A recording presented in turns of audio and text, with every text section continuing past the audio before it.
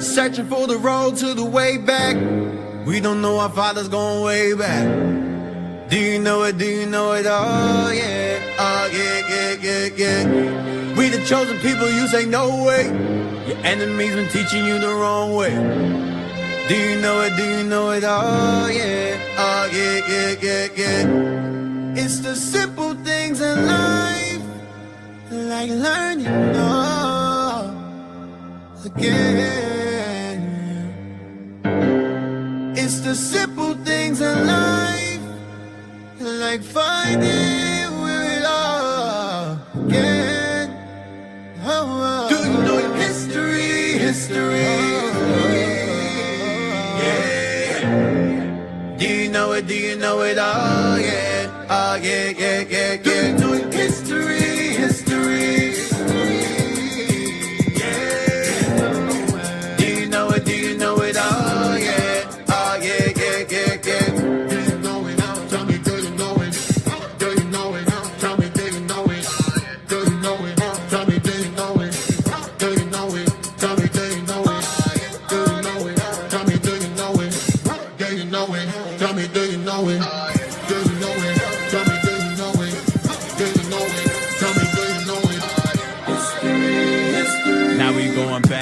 Breathing on my back for sure.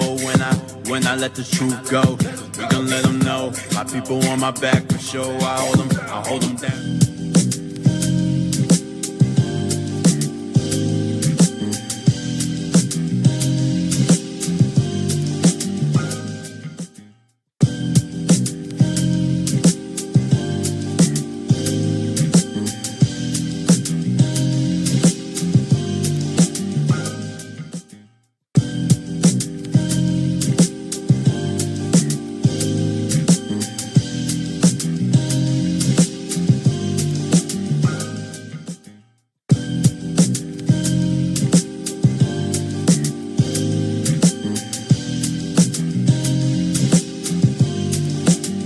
Hey, we're back. Sorry for the delay.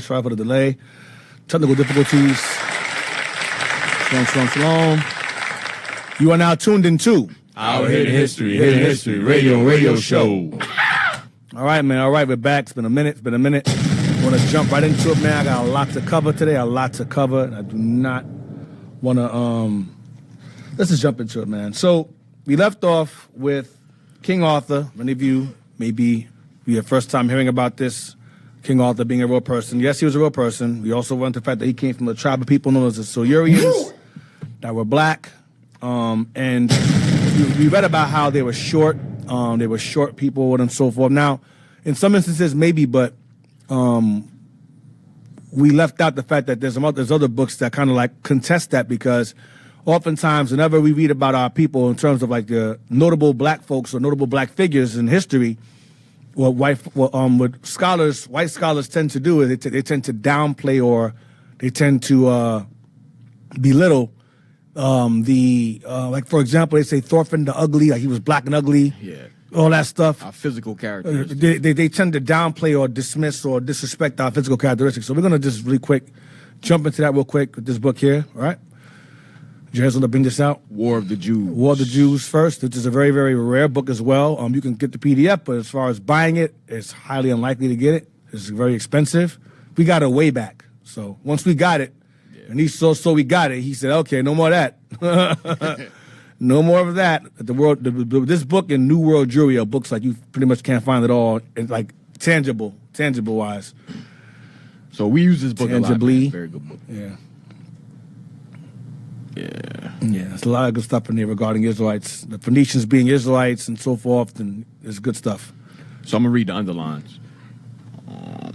So it says, even the Roman soldier, perhaps the greatest, I'm going to start from the top, Courage, armor, and tactical formations. Compared to his enemies, the Hebrew soldier was a lightly armored fighter, and this was to hold true from the first battles with the Canaanites to the last struggles with Romans and Byzantines.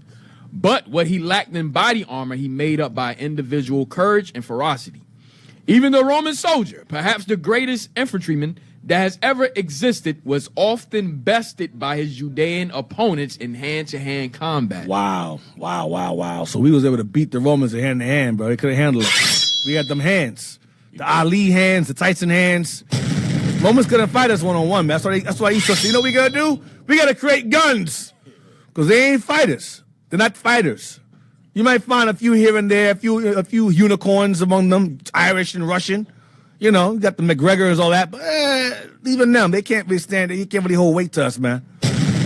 Not Mayweather. Mayweather and McGregor, he ain't beating Mayweather, bro. It's not happening. You know, it's how it is. Jake, we hand to hand, we a problem. Even in the streets, even in our lowest state, in the streets in the hood, I've seen dudes get laid out. Jake can go against Jake, of course, but Edom, I saw a video one time, but it's short Jake.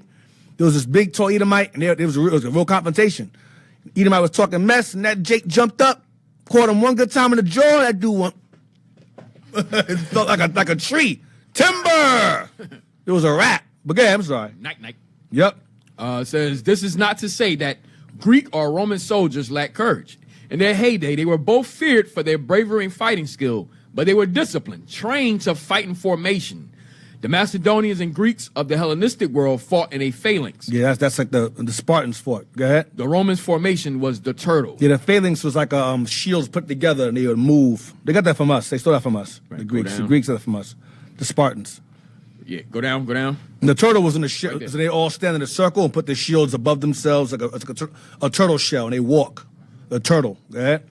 In close, hand-to-hand combat, the Jews counted on their superior physical strength. Damn. They ain't them guys over there today in Israel. They ain't them. Ain't no superior physical strength to them dudes at all. Humping a wall, looking on baby genitals. Ain't no physical strength behind that. Damn. Okay? Barbie doll curls, crying anti-Semitism. They ain't talking about you. Go ahead, I'm sorry. Go ahead.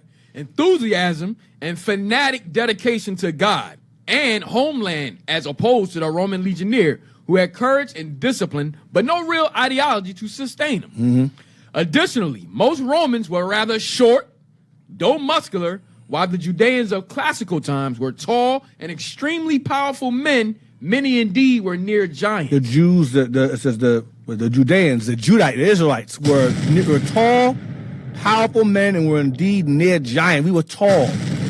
Because I've heard books say, the Jews are no longer no less than 6 feet. They're 5'8". No. No, you Israelis and you Italians convert. Most of you Ashkenazis over there in Israel are Romans, pretty much. They are Romans. Khazars, Caesars. That's y'all. Y'all short and weak and frail. Most of the Jews, the real ones, the black ones, is tall, powerful, and were near giants. That's them. So the Israelites is tall. So we went over there to Britain. That same stature went over there too. All right. So yeah, that's it. Yeah. So yeah, we were not no little tiny. You know, we were a problem physically. Yeah, and the reason we were lightly armored because armor limits your movement. Right, you be fast. Mobility. So yeah, we made up for it by our skill. Yep. With our sword in our hand. So. Yep. So we were a problem. Mostly wore like a helmet.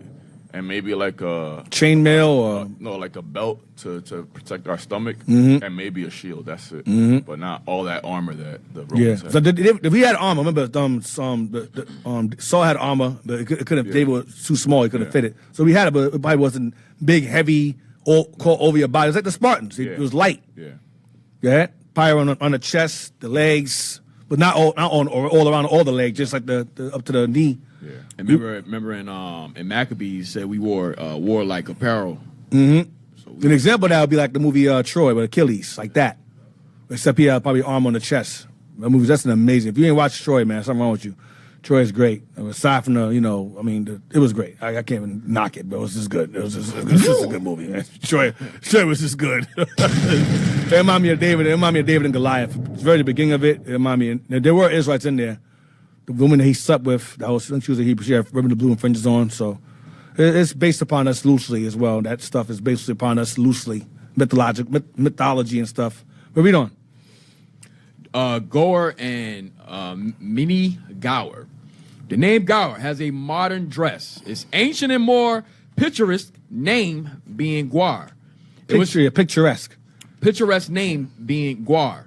It was sometimes called Mini Gwar, or the hand of upright stone or stoneman. Go over. Yeah, jump down to the highlighted parts. You read that, yep. Oh, we read this last week. We read it again. That's fine. West Gour. The people of East Glamorganshire, when speaking of Gour and his people. So the point is the word Gwar. We came across that word, I believe, in the Cambrian biography of people's names. Gwar, Gwarian, like the Silurian names.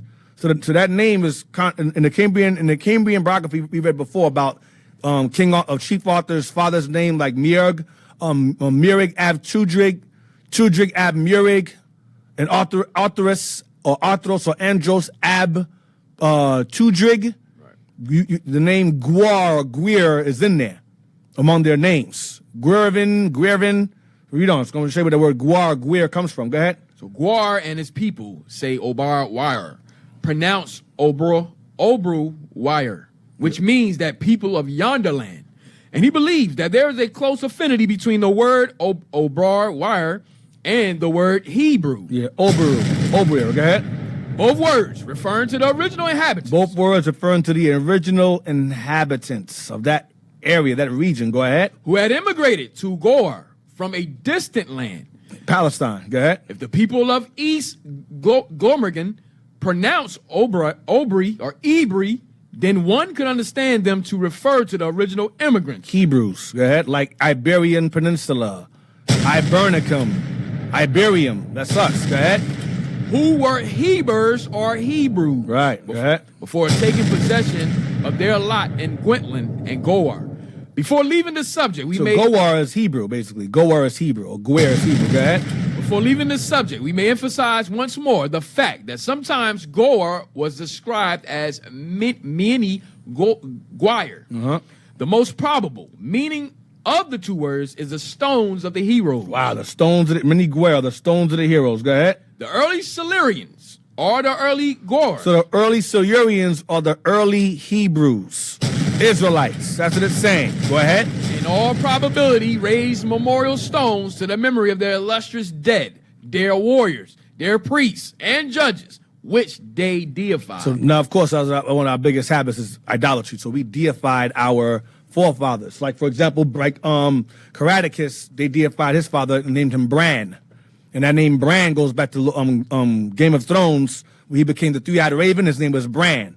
So the author or the writer of that movie based a lot of the history off of this we're reading here. All of that stuff revolves around us. All of it. All the names and the flags, the wolf, Benjamin, the lion, the Lannisters, the Starks is the wolf, the Lannisters, freaking ancestral God. Most, I guess that's Judah, God. Judah's ensign. I won't say Judah. Judah's ensign. And then you had Stark as the Benjamin ensign. So all of that goes back to us. All right? Deified. Regarding stones. Let's go on. Where we at? The triads. Sometimes we added this already. We read this already. We read this already. We read through this. Go to what page we stopped at. We stopped at, we read all of this. King Arthur's stone. I think we stopped. Yeah, I skimmed through it, but we were rushing. Go down. Let me see. Yeah, built the stone. Jacob. Remember Jacob also put some stones. Go over. Go to page 59 that I have in parentheses. Let me see what I have there. I guarantee you read this already. Hit that mark right there. Read that. My brave warriors, in the name of the Silurian nation, I address you. I speak to you as a father, as the father of a family, and as one who can appeal to you, brave soldiers, having hearts and families and homes to defend. Fellow soldiers, we have for long years fought side by side against a foreign foe. This foe comes from beyond the sea, from Italy. You know the enemy well.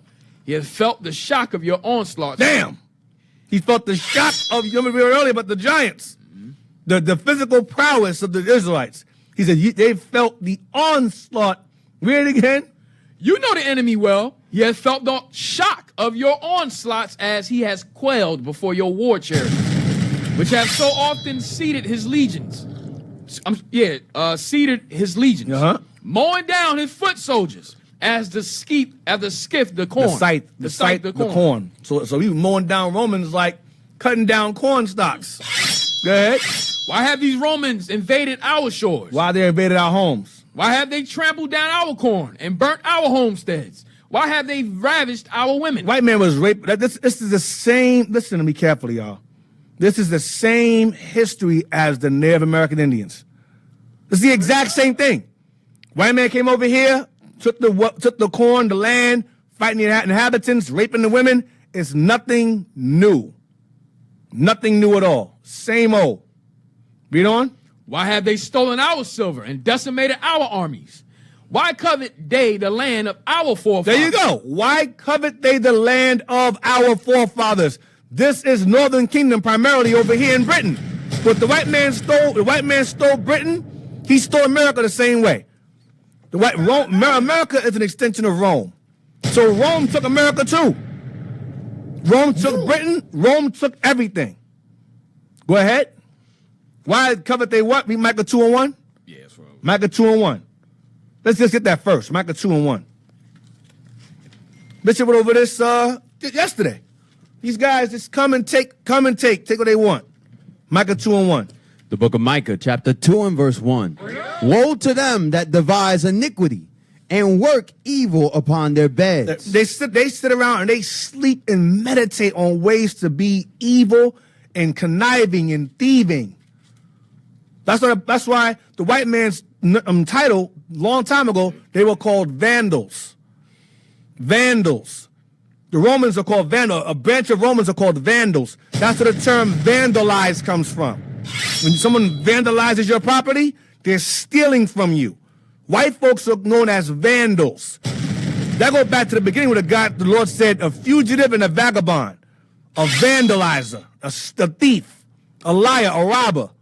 The robbers of thy people. They fit the bill. This is not racism. This is a fact. They stole crown jewels. The woman, the Queen of England, quote unquote, Queen of England, on her crown, she had stolen jewelry from India, stolen jewelry from Africa. So it's just stolen gold, stolen. Vandalizers. Read again.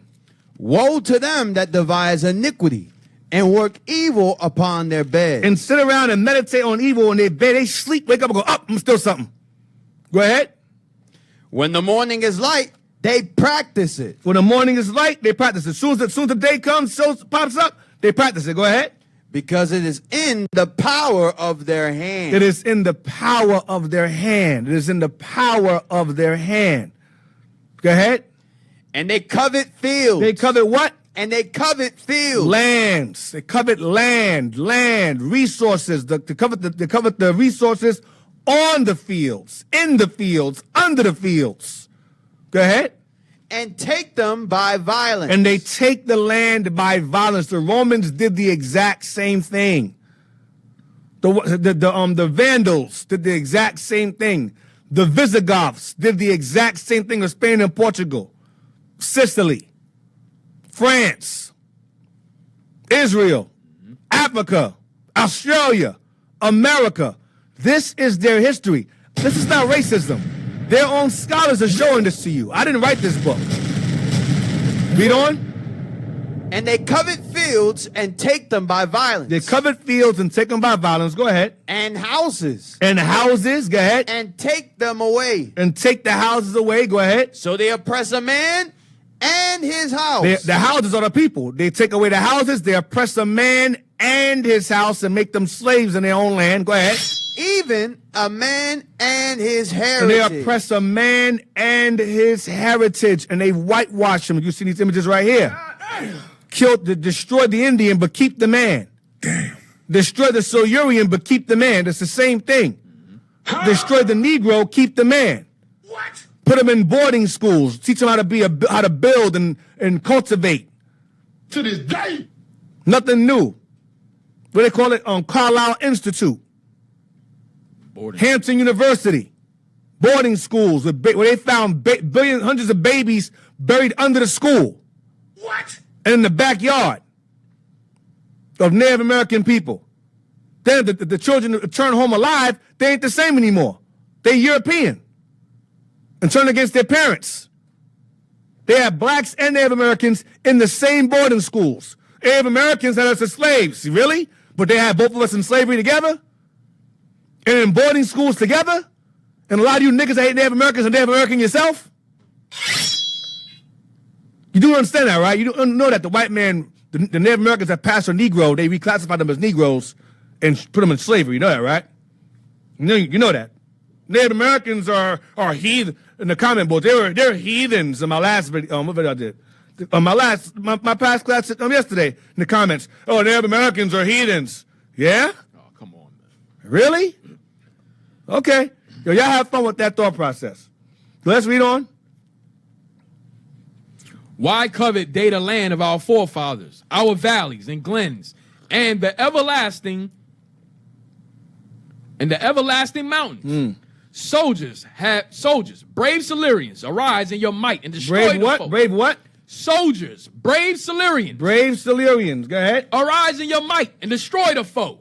Arise in your anger and avenge your country's cause. Arise, arise, my brothers in arms, and let this bloody encounter show once more that you are invincible and that your cause is sacred and just. Men of Guire and Ned, arise. Men of Avon and Taft, arise. Men of Gwentland and Corwin, arise and defend your hearths and homes. Defend your liberties, defend your country, and defend the sacred altars of your gods. And before the last rays of the sun shall give his accustomed greeting to your ancient hills, the Roman foe shall... Go. I'm sorry, go. I'm sorry, go back up again. He said men of Guir and Ned. Guir goes back to Hebrew again. Men of Guir. These are all Silurians. Men of Guir goes back to Guer or Hebrew. It's the same name. Go ahead. Men of Guir and Ned, arise. Men of Avon and Taft, arise. Men of Gwentland and Carowin, arise. And defend your hearths and homes. Defend your liberties, defend your country, and defend the sacred altars of your gods. And before the last rays of the sun shall give his accustomed greeting to your ancient hills, the Roman foe shall be prostrate on the ground. Being laid face down the floor. Go ahead. Doing what? Weltering in his blood. That's right. My man CARACTACUS. That's CARACTACUS talking, man. That's CARACTACUS talking right there. Go ahead. Astorius Scapula also addressed the Italian legions around. I don't care about his words. Okay, Italian legions, tell him. I don't care about his words. His words are garbage to me. So that was CARACTACUS' speech to his army when they fought against the Romans. Now, what page is that? 59. Go to page 57. Let me see it. Yeah, CARACTACUS the Dauntless. CARACTACUS the Dauntless. Let me see, we got here, 43, just 10 years after the crucifixion. You read that. It was in the year 43, just 10 years after the crucifixion, that CARACTACUS, after Christ died, go ahead, first encountered the Roman army. For the first time, the Roman cohort felt they were in the presence of a general, a great general. Damn, go ahead. Who understood the tactics practiced in warfare. And more than misgivings began to hunt their minds. In their attempts to cover the British encampments, which generally crowned the hilltops, they were repulsed, and every renewed and desperate attack proved fruitless. So CARACTACUS was like the Hannibal. He was Hannibal all over again. The same people. It's the same people. Same tribe. It's the same people doing the exact same thing. Go ahead. The Roman general was pained to see so often the havoc and carnage which the war chariots made, and how the regiments were mown down by the fiercer onslaught of the Silurian warriors. Oh, man, go ahead. It was difficult to determine, after a few years had elapsed, whether the Romans had made any headway or whether they were justified in continuing the war. Yeah, wonder, why we doing this? They're getting their behind beat so bad, like, why we doing this? Why we here again? They're getting mown down, man, like a lawnmower. Go ahead. After a careful survey of the high position he held, and duly considering the natural ferment existing amongst the Cambro-British nations, He determined to show a bold front by taking the field. Let's go down, so I don't want to read too much. I got a lot more to read. Suetonius marched his army across the countries. The Romans here, how they mobilized against us. We eventually lost. Just get to the point. But to show how fierce and powerful CARACTACUS was is ridiculous. Now, get me 2 Timothy 4:21. So he eventually gets conquered because his own people, a woman who was over a tribe, I believe, over a group of Silurians. She was a queen over them, right? A queen or a chiefess, whatever. Yeah, I don't know what tribe she was of, but she was of his people, but she basically turned on him, and she got him captured by the Romans. Because she was messing around with one of them. Oh, okay, there you go. Okay, so the black woman treks again, messing around, swirling and turning on the people. All right, so basically you have ancient Eve. All right, ancient, Eve the rapper, and back then. And whatever, I'm be nice. So give me 2 Timothy 4:21. Hopefully she repents. It is what it is, man. 2 Timothy chapter 4 and verse 21. Do thy diligence to come before winter. Ebullus greeteth thee, and Pudens, and Linus. So Pudens, Linus, go ahead. And Claudia. Linus became a bishop eventually when all the disciples are killed off. Well, as they're being killed off, Linus became a major bishop over one of the churches in history down the line. So Pudens, Linus, and who else? And Claudia. So rumor has it, and I'll leave it open-ended because, they say it's scarce information regarding it, but rumor has it historically that these particular three, they're all family, and that they descend from the line of CARACTACUS, that they come from that line. So real quick, go to what I sent y'all about. It should be the CARACTACUS family. I believe I sent you it's probably way up there, up top. Just scroll all the way up. If not, I'll send it to you again. Let me know. If you need me to send it to you again, I'll send it to you again. Yeah, sure. I got to talk then. I get it. Hey, go to 1 second. Give me. Oh man. Hey, go back to in and around Swansea. I think we missed a page. Let me see. 55. Go to 55.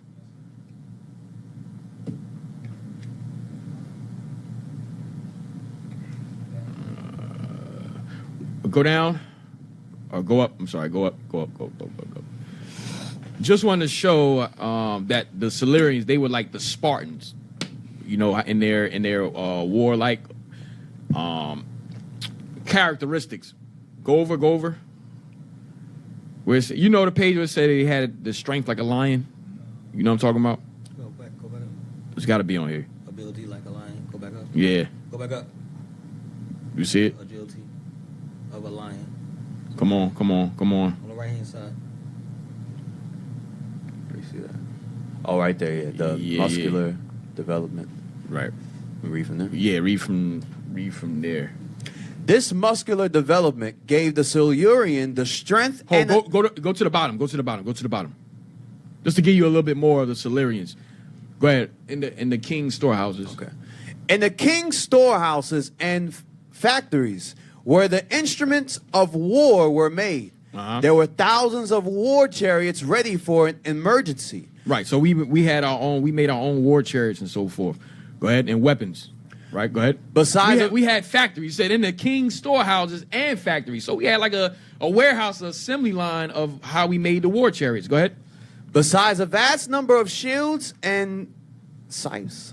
Scythes. Yep. Bows. They're weapons. Shields, scythes. Go ahead. Bows and arrows, slings and javelins and blades. Right. All these things was made in that factory. Go ahead. That we had. Read. Every citizen, on attaining his majority, attaining his majority, became a soldier and was duly enrolled as ready for the king's service. Right, just like, remember, the Spartans had the same setup pretty much, right? So by the time you became at a certain age, you were enrolled in the army. Yeah, they called it the agape, right? The agoge. The agoge, yeah. Went through that program. Agape's love, agoge, yes. Right. It's going to say, go ahead, read on. Like the Spartan race. There you go. Like the who? Like the Spartan race, Uh-huh. the Silurian had from the cradle been trained to endure hardships. Remember, we read about Hannibal, how when he went through the program of pretty much like a Golgi, he endured hardship. He learned moderate eating and so forth. His father put him in that program. Go ahead.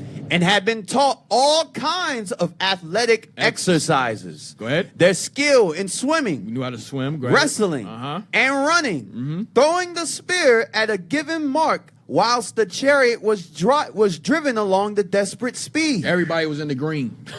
Damn. The time he was 5. Get a 6-pack. Read on. Using the shield so Dexterously. dexterously I mean, both hands. Throw the spear both hands. as to cover the body and ward off a shower of arrows. Whoa, read that again. Damn. Using the shield so dexterously Uh-huh. as to cover the body and ward off a shower of arrows. That was a contest. It's gonna say were contests which made the soldier a formidable, if not an invincible, antagonist. That's in Troy. Remember in Troy, he was fighting. They shot the arrows in his back. He threw the shield behind his back, and the arrows, and he put the shield. Yo, bro. Yo, we gotta I gotta get watch. that. Put that joint, man. Put that joint. You played. We watch these movies, We gotta and we. talk over it if we play it. We got. Oh, okay, yeah. We watch these movies, and we see Edom, but it ain't Edom doing it. It's Jake. That's why I said that story of Troy is very, you know what I'm talking about, Yakin. It's very legendary, but it's based upon mythical, but it's some truth behind it. Right. So when he gets off the boat, that's when they get off the boat. As soon as they came As soon as they come off the boat, came off the they shore. come off the shore to invade the temple of the Trojans. You got to cut the guy's head off. God, okay, damn.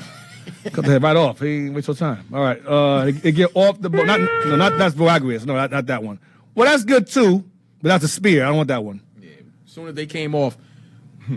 Hey, go to Troy. Go to Troy fighting scenes.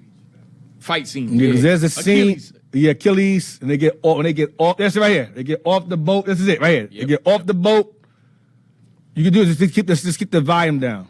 You gotta Then- talk over it. Yeah. Just keep it muted. Keep it muted. Just let it play with no sound. And then when we get to the part I want, I'll show you. It's just press play. All right, cool. So that's why I mentioned Troy before, because Troy, I guess, I don't know who the choreographer was of the fighting scenes, but that dude taught Brad Pitt some stuff. And I'm like, yo, I know we were doing stuff like this and beyond. All we could do is imagine what we were doing. Because like I said before, the Alis, the Tysons, the Mayweathers, the Michael J. Whites, that dude's like 60 years old. I watched a video of him recently talking. That dude said he got 6 grandkids and three great grands, and he's 60 something. He feels like he's 30 years old now. But he's 30 plus years older than that, and he's moving his feet all fast and doing wushu. I'm like, this guy's a problem. Now he won't do no Diddy stuff. That's why he get them B movies. So he ain't doing none of that bend over stuff like some of these have to be doing. So they won't give him the shine, but I give him the shine. That brother's cool. In my book, he's cool. He's the last man. As far as I'm concerned, he's the last man standing in terms of actors. Because Denzel let us down with that whole freaking Gladiator 2 stuff. He was, Kissing a man. As far as we know, he didn't, but he did. But whatever, man. I don't even want to. I'm just trying to deny. Talking about what do they call it? Cognitive dissonance. Denzel didn't kiss no man, but he did. He did. In my mind, he didn't, but he did. You know what I mean? Think he like the Eleazar where they said, look, just act like you. Yeah, that's what he And is. he got a reward from the president right after Yep, that. that's what he did. They didn't even put it in the movie. They had him kiss a man. They didn't put it in the movie. Yep, just because. We got it on film, nigga. All right, you got it? Press play. You got it? I'll be going fast forward this. I don't need all of that. Fast forward a little bit. He gives him a speech like what's his name did? Yep. Like CARACTACUS does. We are lions. They're banging the joint. His man right there. It's his right-hand man right there. Victory is yours. Take it. Just beyond the beach. They don't even look like warriors. They Man. do not. They don't. They don't fit. You're like, Mortimer! They're shielded hillbillies. Anyway, let's move on. Let's move on. So they dock his man right here. I am so-and-so, destroyer of worlds. Yeah, he got shot with the arrow. He didn't do well. He didn't get trained well enough. He got in his leg. He gonna break it off. Bow! Oh, no, that ain't him. Okay, these are his minions. They're just dying. Let's fast forward a little bit. He getting killed. Hold on. Move it some. Here we go. That's Agamemnon, the guy showed you guys I showed y'all right there. Right there, that's a phalanx. That's a phalanx. That you read about earlier. Phalanx. Then when they start walking, I think that's a turtle. Keep going. Yeah. They're gonna bunch up together. That's still a phalanx. But the Romans walked around here in a circle, walking forward. That's a phalanx there. Let's keep going. Keep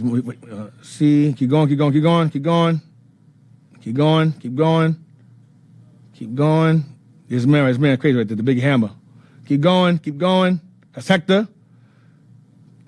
Yeah, his boy, the hammer. Bah! He's just done. That was us with black people. I am Ajax, break up stones. Look at me upon me in despair. Ain't no one hearing this guy, man. Keep going. Hold on. It's coming up. I don't want to skip it. Keep going. You got the hammer. You picked the arrow out. Keep going. All right, nothing. Not the horse down. All right, here we go. Here we go. He gets to the temple of Apollo. Here we go. Bow. See how you see? You gotta wind it. Pay attention to the shield. Watch. Front of him. Go back. They shot the shield in the front, I think, first. Yeah. Watch. Boom. See that? You see what he did? He put it behind him. That's what he was doing. Oh my God, bro, that's what we was doing. But way faster, and we look better doing it. You know how we do. We look good doing the things we do. Yo, man, see that shield, see that arrow behind his back? He knew what was coming. Yeah. That means he was fighting. You know what to remind me of? Give me that with Maccabees. I'm gonna show you what was happening. He's making a path for himself. Give me Maccabees. You think that's not real? I'm gonna show you. First Maccabees, chapter 2. If you ain't watched Troy, something wrong with you. First Maccabees with Eleazar, man. 6, yep. First Maccabees, chapter 6 and verse 43. Eleazar also, surnamed Savarin, perceiving that one of the beasts armed with royal harness was higher than all the rest. So an elephant. So Eleazar perceived that the king was riding on this elephant in particular during the war. He thought the king was on top of the elephant. So his mission was to kill that elephant that the king he thought was on. Because it was armored, it was like glorious in armor. Heavily armored, fortified. Go ahead. And supposing that the king was upon him, put himself in jeopardy. Jeopardize his life. Go ahead. To the end he might deliver his people and get him a perpetual name. That was Achilles' same mission. He wanted to get a name for himself that would live forever. He wanted a name that would live forever, but it would cost him his life in doing it. He wanted this glory here. Go ahead. Wherefore he ran upon him courageously. So he ran upon this giant elephant courageously. He's running like this guy's doing. Go ahead. Through the midst of the battle. Through the same thing. Through the midst of the battle. Go ahead. Slaying on the right hand. He's slaying people on the right. Go ahead. And on the left. Slaying people on the left. Go ahead. So that they were divided from him on both sides. He made a path for himself. This is what he's doing in the movie. Go ahead. Which done, he crept under the elephant. He gets under the elephant. Go ahead. And thrust him under. He stabs the elephant under in the guts. Go ahead. And slew him. Whereupon the elephant fell down. The elephant fell flat on top of him, and he go ahead. The elephant fell down upon him, and there he died. He died, but the king wasn't on the elephant, though, unfortunately. But I'm just showing you that these things we watch. Rewind it again. We watch these things, and we're like, oh, wow, look at Brad Pitt. Look what he's doing. Nah, that's all Jake doing that. What about the white man? Look at the white But man. look at the white man in his glory. No, and you see his armor's light. You see his armor's like it's on. Yep. That's how he's dressed. That's the light armor there. Arms out, chest covered, the helmet on. Look at this dude, this whipping ass. But it was us. You can't even touch him. That's the signature movie does. Remember he told the young boy. Remember the young boy came to him and said, "So and so want to fight you." Oh, he was like, that was terrible what happened with that dude. Wait, watch this right here. He stabs this dude. He cuts that guy's leg off. Cuts him. Done. Kills him. Cuts this dude. Mows him down. This is the best part. You're going to spin around in a circle, do some crazy joint. Bow! That's it. That's all I want. Yeah, he's just done. That guy ain't going back home. So, you gotta go to the doctor and get surgery for that. You gotta fix that eyeball. I don't know if you're going to fix that. But anyway, that's all I want. So, These are the things we were doing. Since the Silurians were mowing the Romans down. That's the same thing we were doing to them. We exact same thing. Hannibal is doing it. The Silurians are doing it. The Spartans are doing it, and they were all Jake. We showed you that statue earlier of Spartans with the braids under the same helmet he had on. The Spartans had the exact same armor on and the helmet on with the braids because they had long hair. And you think, oh, they got long hair, we could pull it. No, you ain't pulling that hair. They will break your bones. So we were a problem. And that's not, and again, that's still captivity, by the way. Just letting you know, that's still like this is Rome at this time, Greece, we weren't in our glory at all. But even in our exile, we were a problem. In our exile now, we are a problem. Okay? What we got? Where we at now? It says, this muscular development gave the Silurian the strength and agility of a lion. When the guy said in the movie, lions, this muscular agility development. And that's why the wives is happy, man. That's why we had so many babies. We coming home all diesel and wife was like, oh, let's go upstairs. That's a wrap, man. There ain't no way you ain't having no babies if it looking like that, built like that. And the women was in shape too. Don't think they wasn't in shape. Women, brothers and sisters, they was built. There was a problem. The Spartan women said to the man, only Spartan women give birth to real men. That's a real quote. She said, only Spartan. The guy said, Dan, the way you guys fight, we should have brought our women here. That's what he told Xerxes in 300. He said, man, the way you guys is fighting, man, we are better off bringing our wives to fight y'all. You guys is weak. Because they were the women were in gymnastics. They were trained in gymnastics, the Spartan women. And there was one time one month before I go, there was one dude that, not one dude, the sister, her son ran from the war. He ran away. He was scared. So she's like, yo, what you doing back here? He's like, oh, I came back from the war. She said, oh, you're back here and your men are out there at war dying and you're back home alive? Okay. She went and took a piece of the roof and she smashed his face in. Because the word is you either come back with your shield or on it. You don't come back home alive or your men out there dying, your brothers out there dying. That's how this works. You come back on your shield, meaning they carry you back dead, or with it, meaning you come back alive with your shield. He came back home with no shield. So she smashed his face in with a piece of the roof. A roof. So that's what she did. Come back with your shield or on it is a famous quote attributed to Spartan mothers sending their sons off to war. Come back with your shield or on it. So that's how we rolled back then, man. Now you niggas you YNs now. You're getting too sideways. Shoot the gun sideways. Y'all ain't, no. Y'all just not the guys. You're the semen that should have ended up somewhere in a sock or a towel somewhere, not anyone's womb. Damn. Where we at? Hey, mind if I read something? Yeah. Said? 1 Maccabees chapter 9 and verse 9. So this is what Judas' last battle before he died, because many of the men feared, like he was talking about, how we had that thing. You can't just flee from in the midst of a battle. Mm-hmm. 1 Maccabees chapter 9 and verse 9. But they disheartened him saying, we shall never be able. Let us now rather save our lives, and hereafter we will return with our brethren and fight against them, for we are but few. Then Judas said, God forbid that I should do this thing and flee away from them.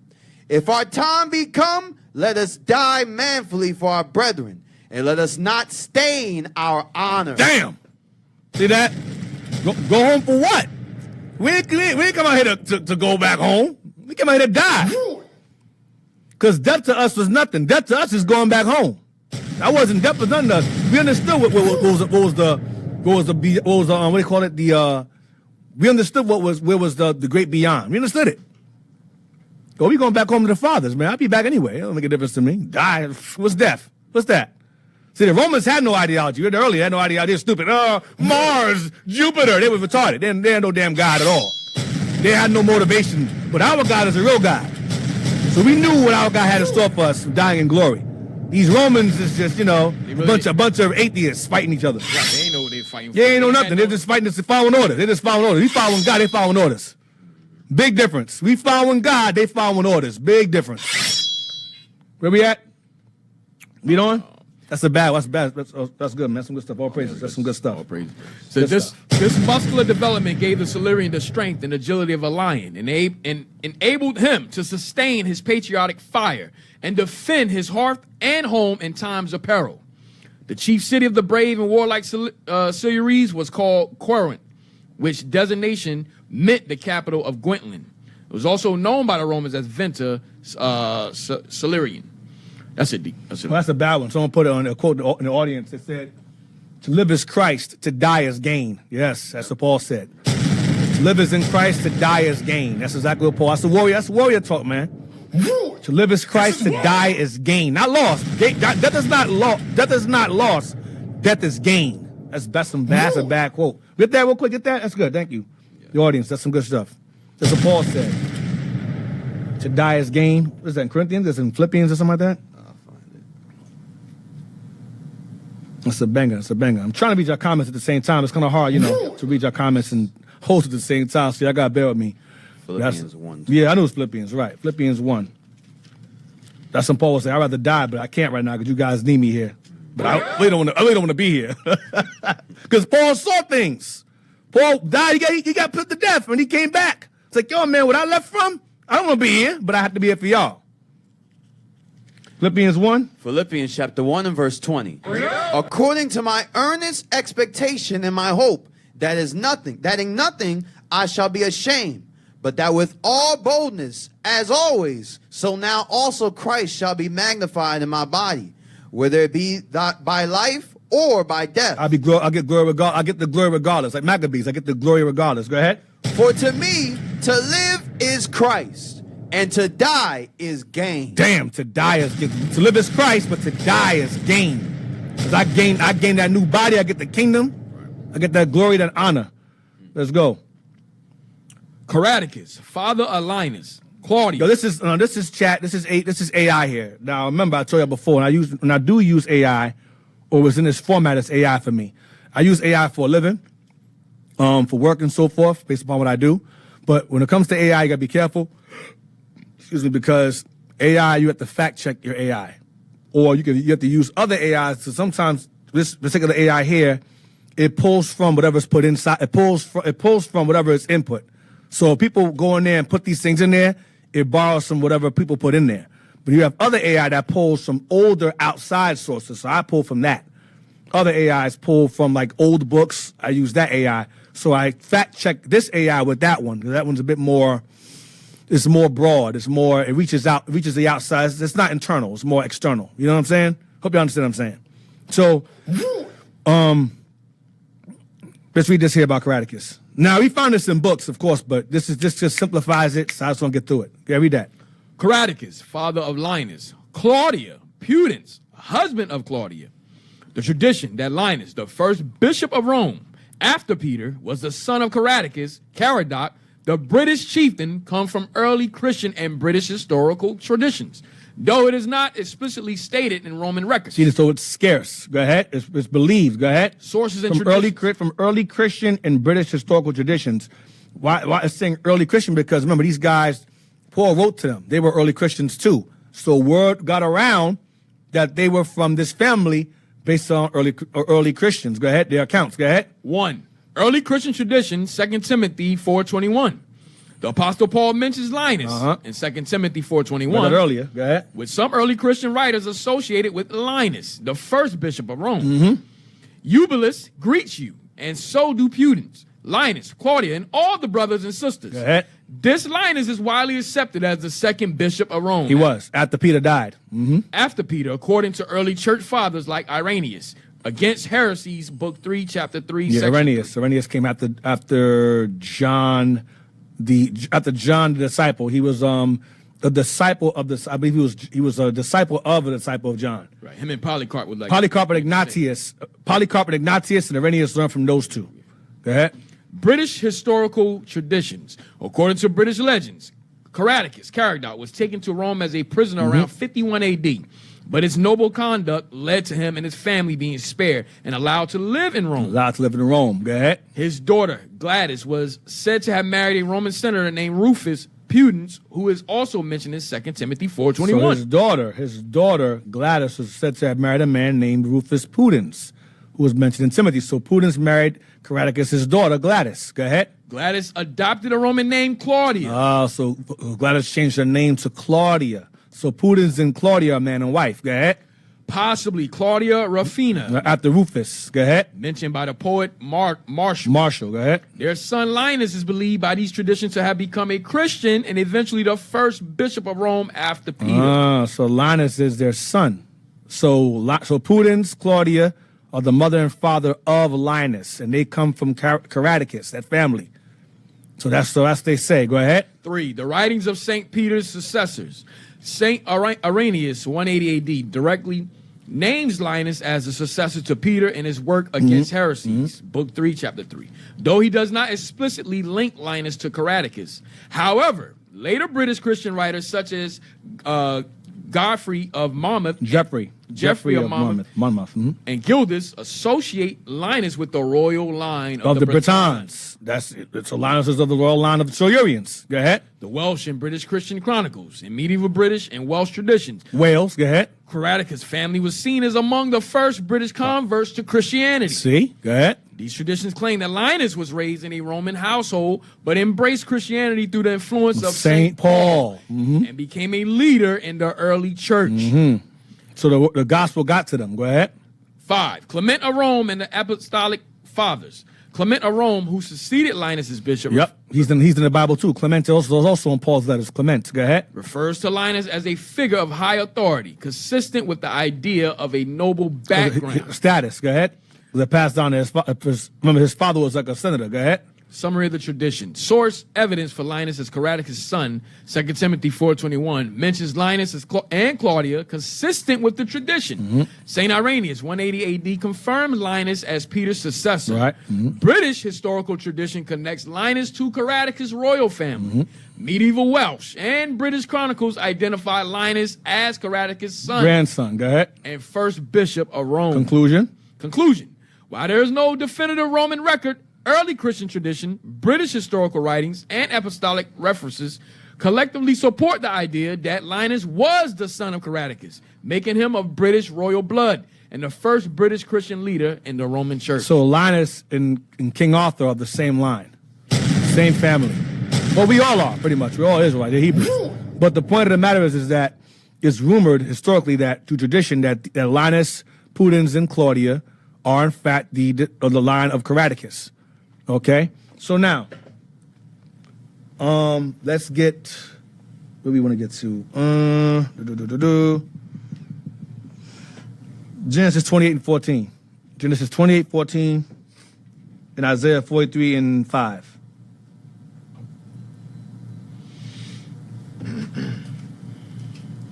The book of Genesis, chapter 28 and verse 14. And thy seed shall be as the dust of the earth. Let's talk about Jacob. Go ahead. And thou shalt spread abroad to the west. The west goes into America. It also goes into the British Isles, as that's westward of Israel. Westward, British Isles as well. Go ahead. And to the east. The east goes into obviously like the what's the name? Further east, like Africa. Well, further in Africa, China, Japan, Philippines. That's eastward. Further eastward. Go ahead.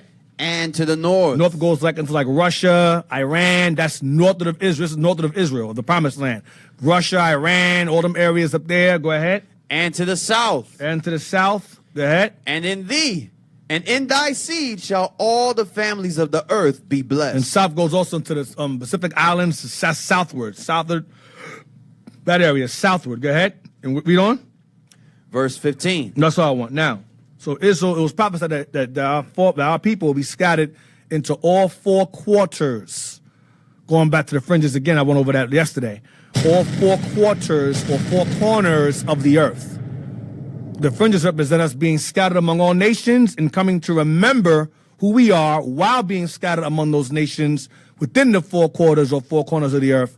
Bringing the Most High, bringing our remembrance to who we are within those four corners, calling to mind the blessing and the curse.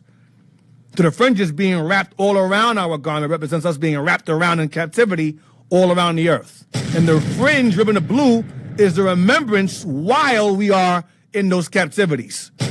That's why them little tassel things that them Khazars wear is BS. They should have at least 2 tassels on their clothes. One for, no, maybe 3 or 4. One for Germany, one for Poland, one for like Russia. They should have like 3 or 4 for that reason. Because they're not the guys. They're not all around the earth. God ain't talking with them at all. I see why they wear them stupid ass shoestrings. They ain't the guys in the first place. Wearing Timberland shoestrings in your clothes and they go on their belt hook. Where is that in the Bible? You got Nike shoestrings on your belt buckle. What scripture is that? I don't recall reading anywhere in the Bible we wore shoestrings on the sides of our pant or breeches.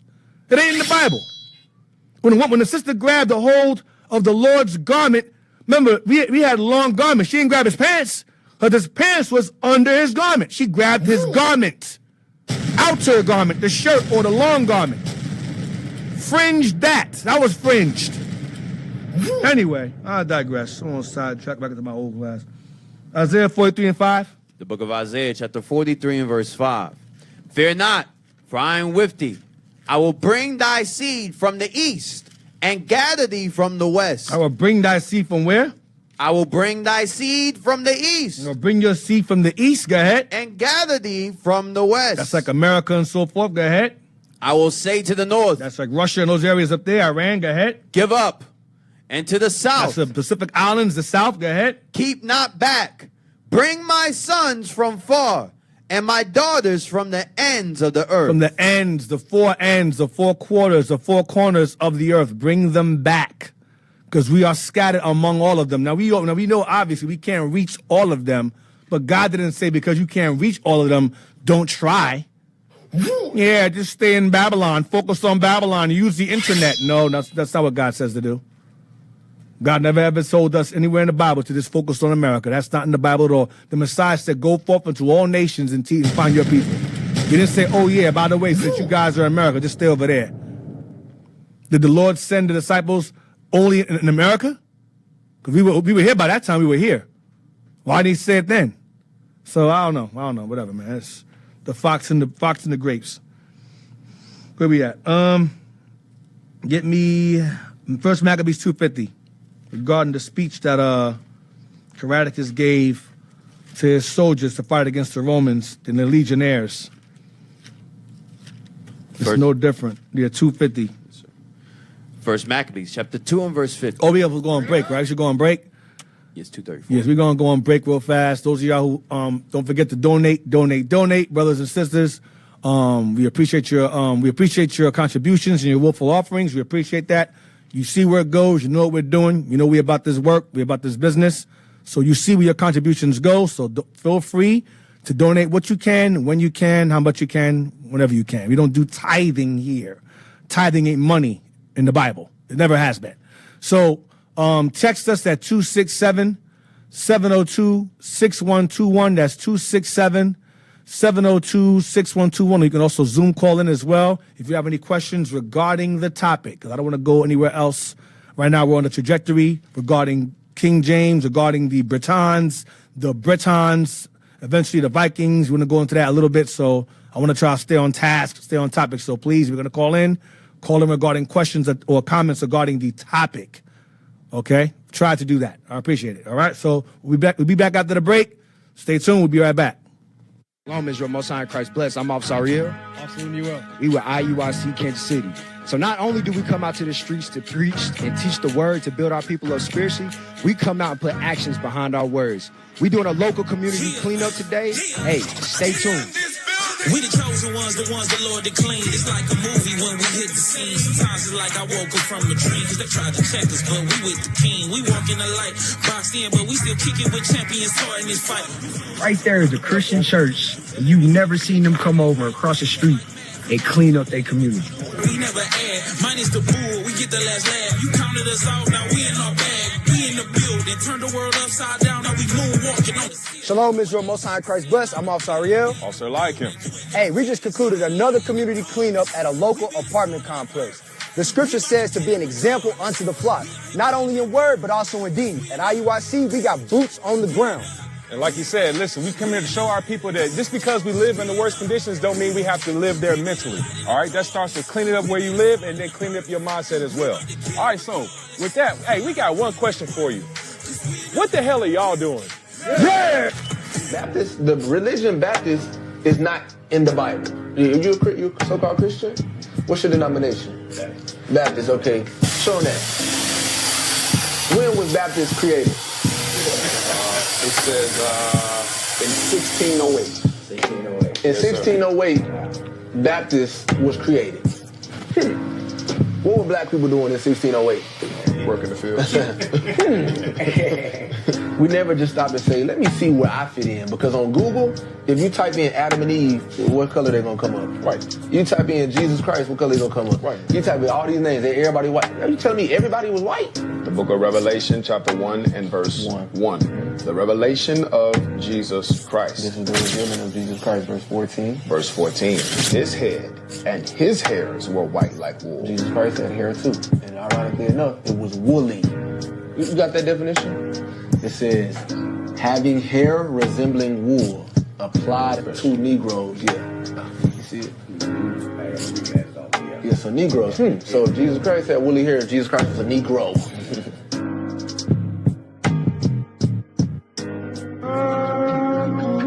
Hey, Shalom, this is IUIC New York at the Puerto Rican Festival in the Bronx. As you can see, people out here heavy in wickedness, but the Bible says their eyes shall see their teachers. We have the booth going on, the flyer team going on. Listen, this word doesn't go out void. Mire lo que está pasando. Los profetas en la calle sin miedo. La verdad estamos tirando. Pa' que la gente despierta. I don't fear man, I just fear God. Open up your Bible, oh Lord. Listen to his voice, listen to your elders. You ain't got a choice. Gathering the 12 and prepare for war. Before I make a move, I prepare the Lord. I pray, lightning in my veins, you can call me Thor. About to shot the world like never before. Trying to save the world from eternal doom. Listening for trumpets to the full. Hey, Shalom family, I'm here with my brother Joel. Hey Joel, let the people know what you learned today. I just learned that me as a Dominican young man, the religion being Muslim is not the best path. It should be following the Bible and God's commands. I learned that God isn't white. I learned he's black and he's dark.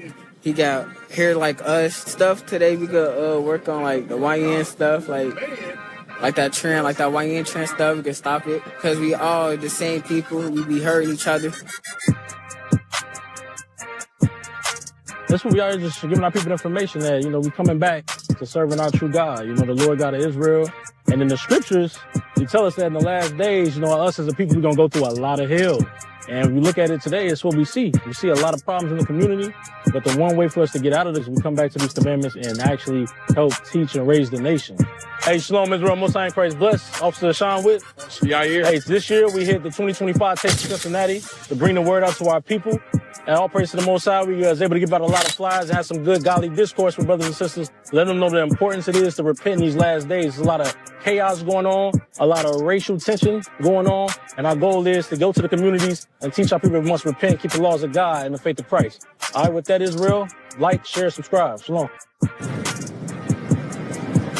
Yeah, what you think about seeing black men together? It's awesome sauce. And it's good to see your community get together. Yeah. It was live, man. I mean, they sound like they're united and they talking about some good stuff. Yeah. I'll play. Yes, sir. Shalom, Israel. Most High Christ bless. I'm Captain Adon. Austin Nehemiah. We are out here at the Bryan Parade, all right? Bryan, Texas. All praise to the Most High. We out here dealing with our people, all right? Why? Because we love our people. When you read Isaiah 1 and 18, it tells you, come and let us reason, saith the Lord. Though your sins be as scarlet, it shall be as white as snow. So in these last days, we're trying to reason with our people and show them what's required of them on the Lord's behalf. That's why it says, let us reason, saith the Lord. So in these last days, the prophets are back, showing the 12 tribes of Israel what they must do to get the kingdom. I like this. Yes, sir. King. Big king. I want to look at these strong black men in front of us. unity. What do you like about it, sir? Hey, man, we need to know our history. We need to know our history. And gather together the dispersed of Judah from the four corners of the earth. We've been scattered worldwide, and that's our mission, to regather James 1 and 1. James 1 verse 1. Now you know who you are. You're the Israelites, the Bible speaks of. Right. Although they call you Gentile, you are the Israelites. Watch. James chapter 1 and verse 1. James, a servant of God and of the Lord Jesus Christ, to the 12 tribes which are scattered abroad. To the 12 tribes scattered abroad? Greetings. Greetings.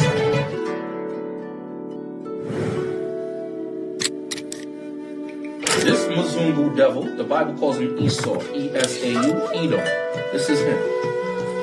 Put yokes of iron on him. Yokes of iron. Slavery, slave boats, that's you and me. When did they go into slavery? When did the Polish and the Russian Jewish people go into slavery? When did they go into slavery? When did they have yokes of iron? I want to see it. I want to see the pictures. I want to read it in the books. It's not historical. There's no, it's malarkey. It's like.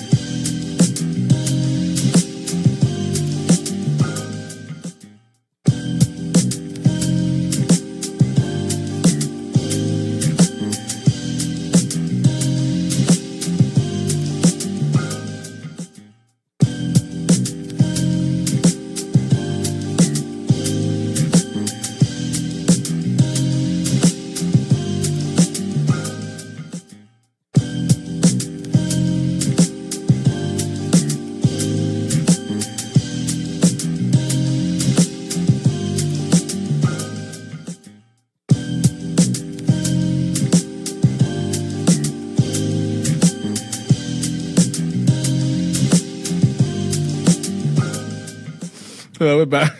We're back. We are back. We are back. We are back. We are back. All right. First Maccabees 2:50. I got to say something also. I forgot to say on this too. First Maccabees 2:50. Read that while I get this. Yes. First Maccabees chapter 2 and verse 50. Now therefore, my sons, be ye zealous for the law, and give your lives for the covenant of your fathers. Call to remembrance what acts our fathers did in their time, so shall ye receive a great honor and an everlasting name. Was not Abraham found faithful in temptation, and it was imputed unto him for righteousness? Joseph in the time of his distress kept the commandment and was made Lord of Egypt. Phinehas, our father, and being zealous and fervent, obtained the covenant of an everlasting priesthood. Jesus, for fulfilling the word, was made a judge in Israel. Joshua, go ahead. Caleb, for bearing witness before the congregation, received the heritage of the land. David, for being merciful, possessed the throne of an everlasting kingdom. Elias, for being zealous and fervent for the law, was taken up into heaven. Ananias, Azarias, and Mishael, The only children, go ahead. by believing were saved out of the flame.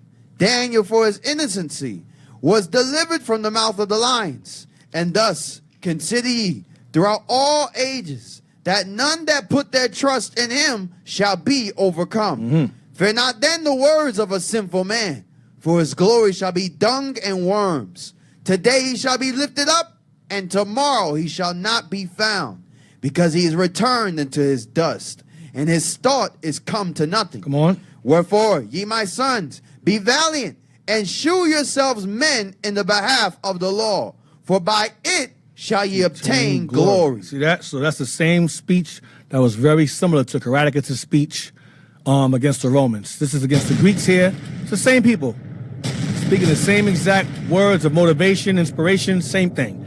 Give me chapter 4, verse 9. We're gonna read to verse 11.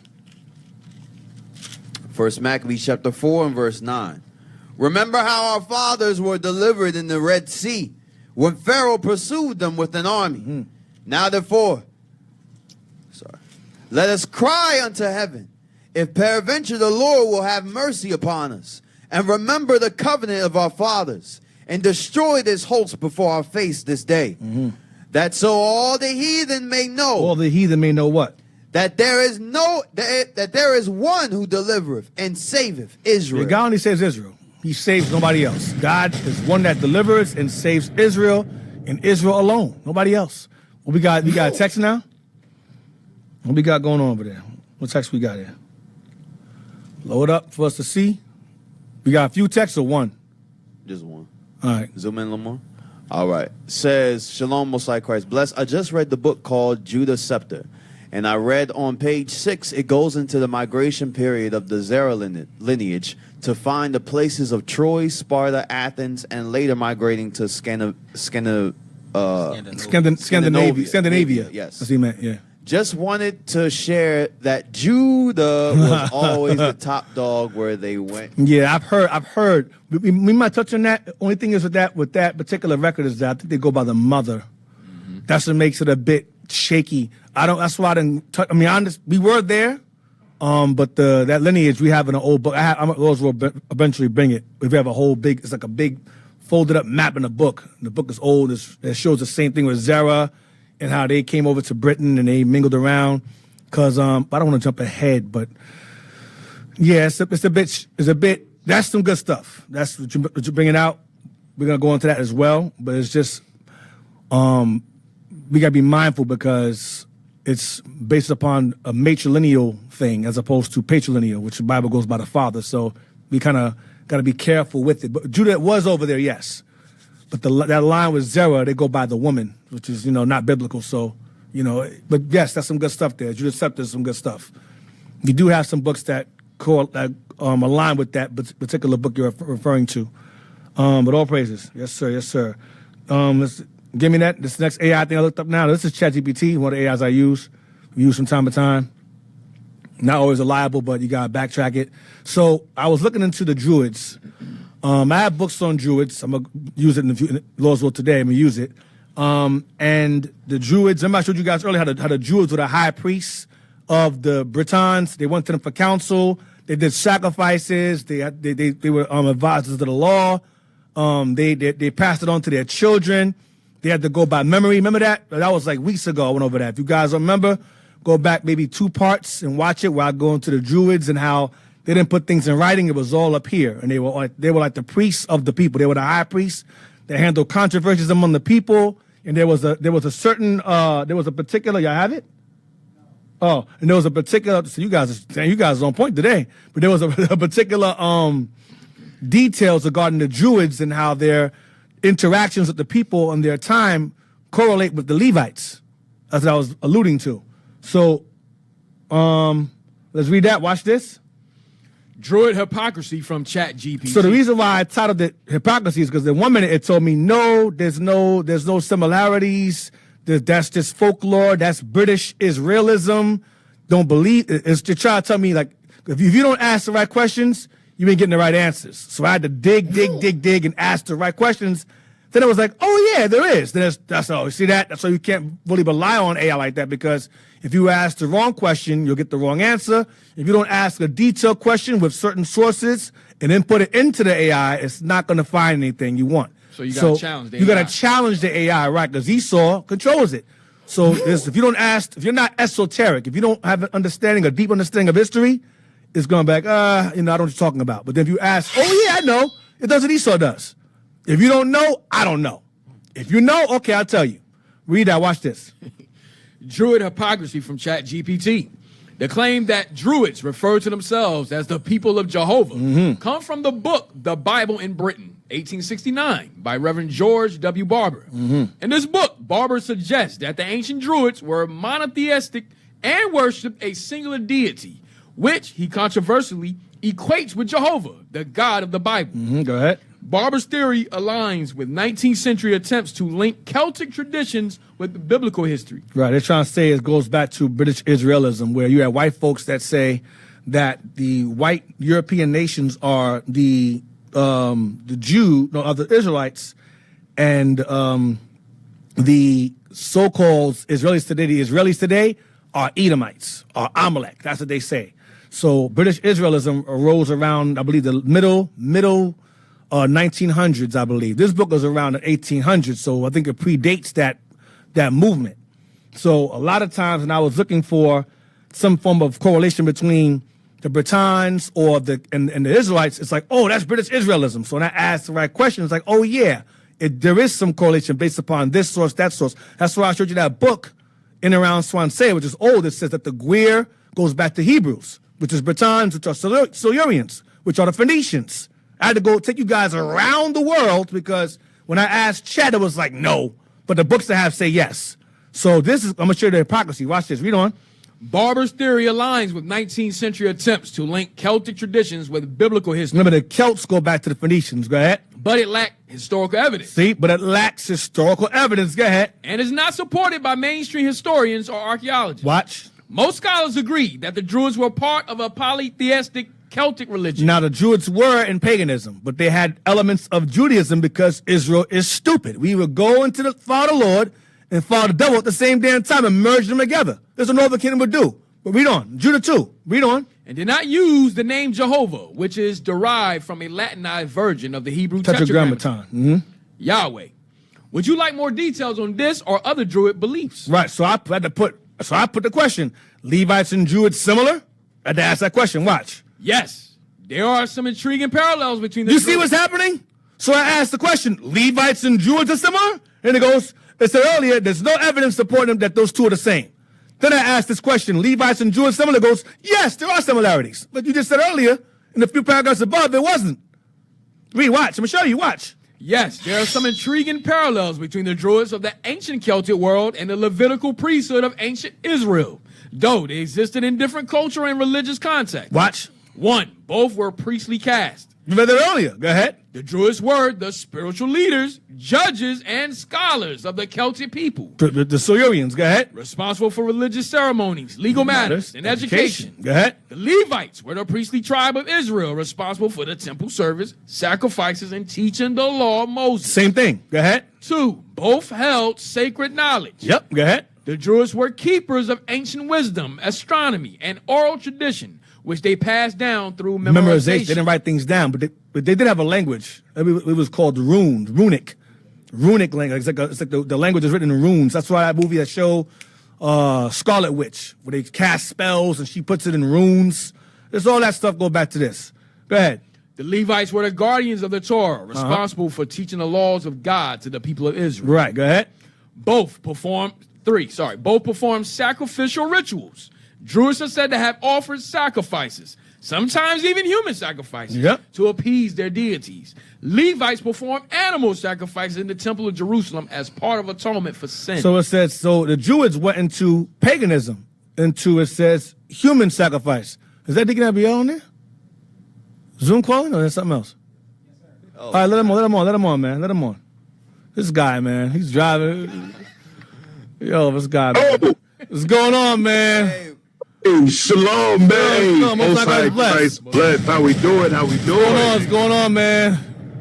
Nothing, man. Listen, I know you know what I'm saying, talking about CARACTACUS and, the Druids and everything right now. But when you have a second, man, check your text messages. Bishop had asked you a question about a report that came out of Philly.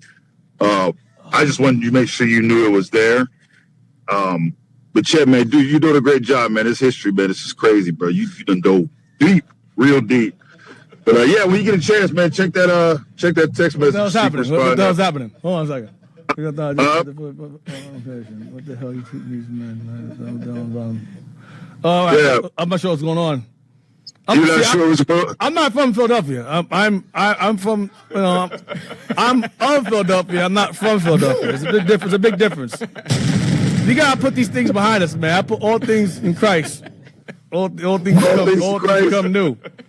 Okay. You called in the show to remind me to show me about a report. Is that what you just did? Is that what just happened? Is that what you just did? You called in to remind me to look at a text message about a report in the school? Is that what we're doing today? Is that what we're doing? No, just making sure you seen it. I didn't know if you had seen it or not, man. You throwing me off, man. Now I can't focus. Now I got more interested in the report than I am in the class. Thank you, Deke. I appreciate you, man. I thank you for calling to remind me of what's going on, man. Thank you. No, sir. no worries, man. Oh, hey, man, you're so helpful. Oh, man, I'm so grateful for your assistance. I'm here for you, bro. I'm here for you, man. Yeah, in the worst way. I appreciate it, man. Thank you. Thank you for calling in and reminding me of the misery I have to face when I get up the show. Thank you. Appreciate you. No problem, man. I'm going to let y'all get back to it, man. Yeah, thanks. Thank you, Deke. Thanks for calling. All praise to the Lord. I'm going to go back to the show now. Depression. All right. Shalom. Most High Christ bless. All right. Shalom. Oh, God, shalom. All right. Okay. All right. That didn't go well. All right, so let's start. Where are we at? I don't know where I'm at anymore. I don't even care. Oh, God. All right. Where we at? Yeah, continue, man. 4. Oh, yeah, sacrifices. Give me Hosea. The Druids sometimes have sacrifices or human sacrifices. This is what we start to do. Ephraim first and foremost, because they went into captivity first, and Judah started doing the same exact thing that Ephraim started to do. So this is Hosea 8. The sacrificing. You know what I'm talking about? Flesh. You know what I'm talking about? Hosea 8 or 9. Yeah, I'm talking about the temples. Yeah, Hosea 8 and verse 13. The book of Hosea, chapter 8 and verse 13. Wait. Yes, read that. They sacrifice flesh for the sacrifices of mine offerings, and eat it. But the Lord accepted them not. So a lot of them was human sacrifices also. Northern Kingdom did it on this side of the world, and Israel's doing it in Britain too. So a lot of that stuff, that's that Halloween stuff and all that pagan stuff, a lot of that was us. A lot of it was us. Okay, a lot of that sorcery and evil. Like I said before, a lot of these are black folks, but they weren't righteous black people. We're not reading this to say, oh, they're black and righteous. These are evil Negroes in the Dark Ages doing evil stuff.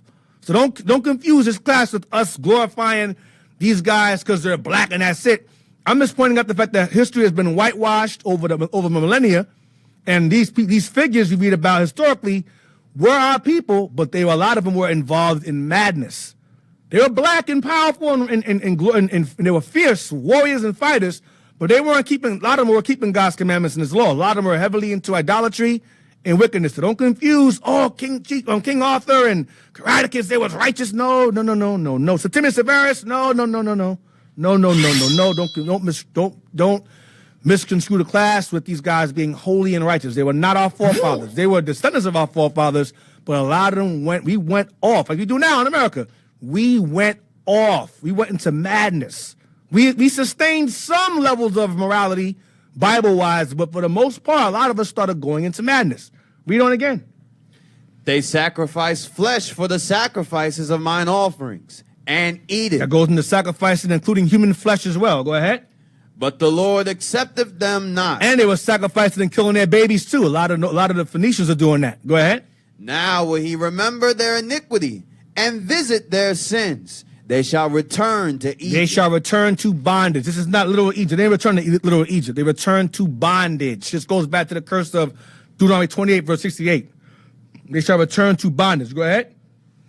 For Israel hath forgotten his maker. We forgot our maker. Watch this. And buildeth temples. So what do we sacrifice in those temples? Children, human flesh, eating hearts out like the Aztecs and Incas, Mayans. Same thing. Druids are doing the same thing. Building temples. Go ahead. Read it from the top. I'm sorry, verse 14 again. For Israel hath forgotten his maker, and buildeth temples, and Judah hath multiplied fenced cities. But I will send a fire upon his cities, and it shall devour the palaces thereof. So the Lord made it clear that what? That we build temples, but not in honor of the Lord, but in honor of some other deity, some other gods. So that goes back to the Druids as well. The Aztecs, Incas, Mayans, Druids, they were keeping some laws. But I showed y'all yesterday how Gad primarily was the main ones upholding law and order among the people. That's why they were the last ones to be defeated by the so-called white man here in the Americas. Okay? So let's go back to this now. 4. Both were intermediaries between God and the people. Right, mediators. They were mediators, like Moses and Christ and so forth. Go ahead. Druids acted as mediators between the people and the gods.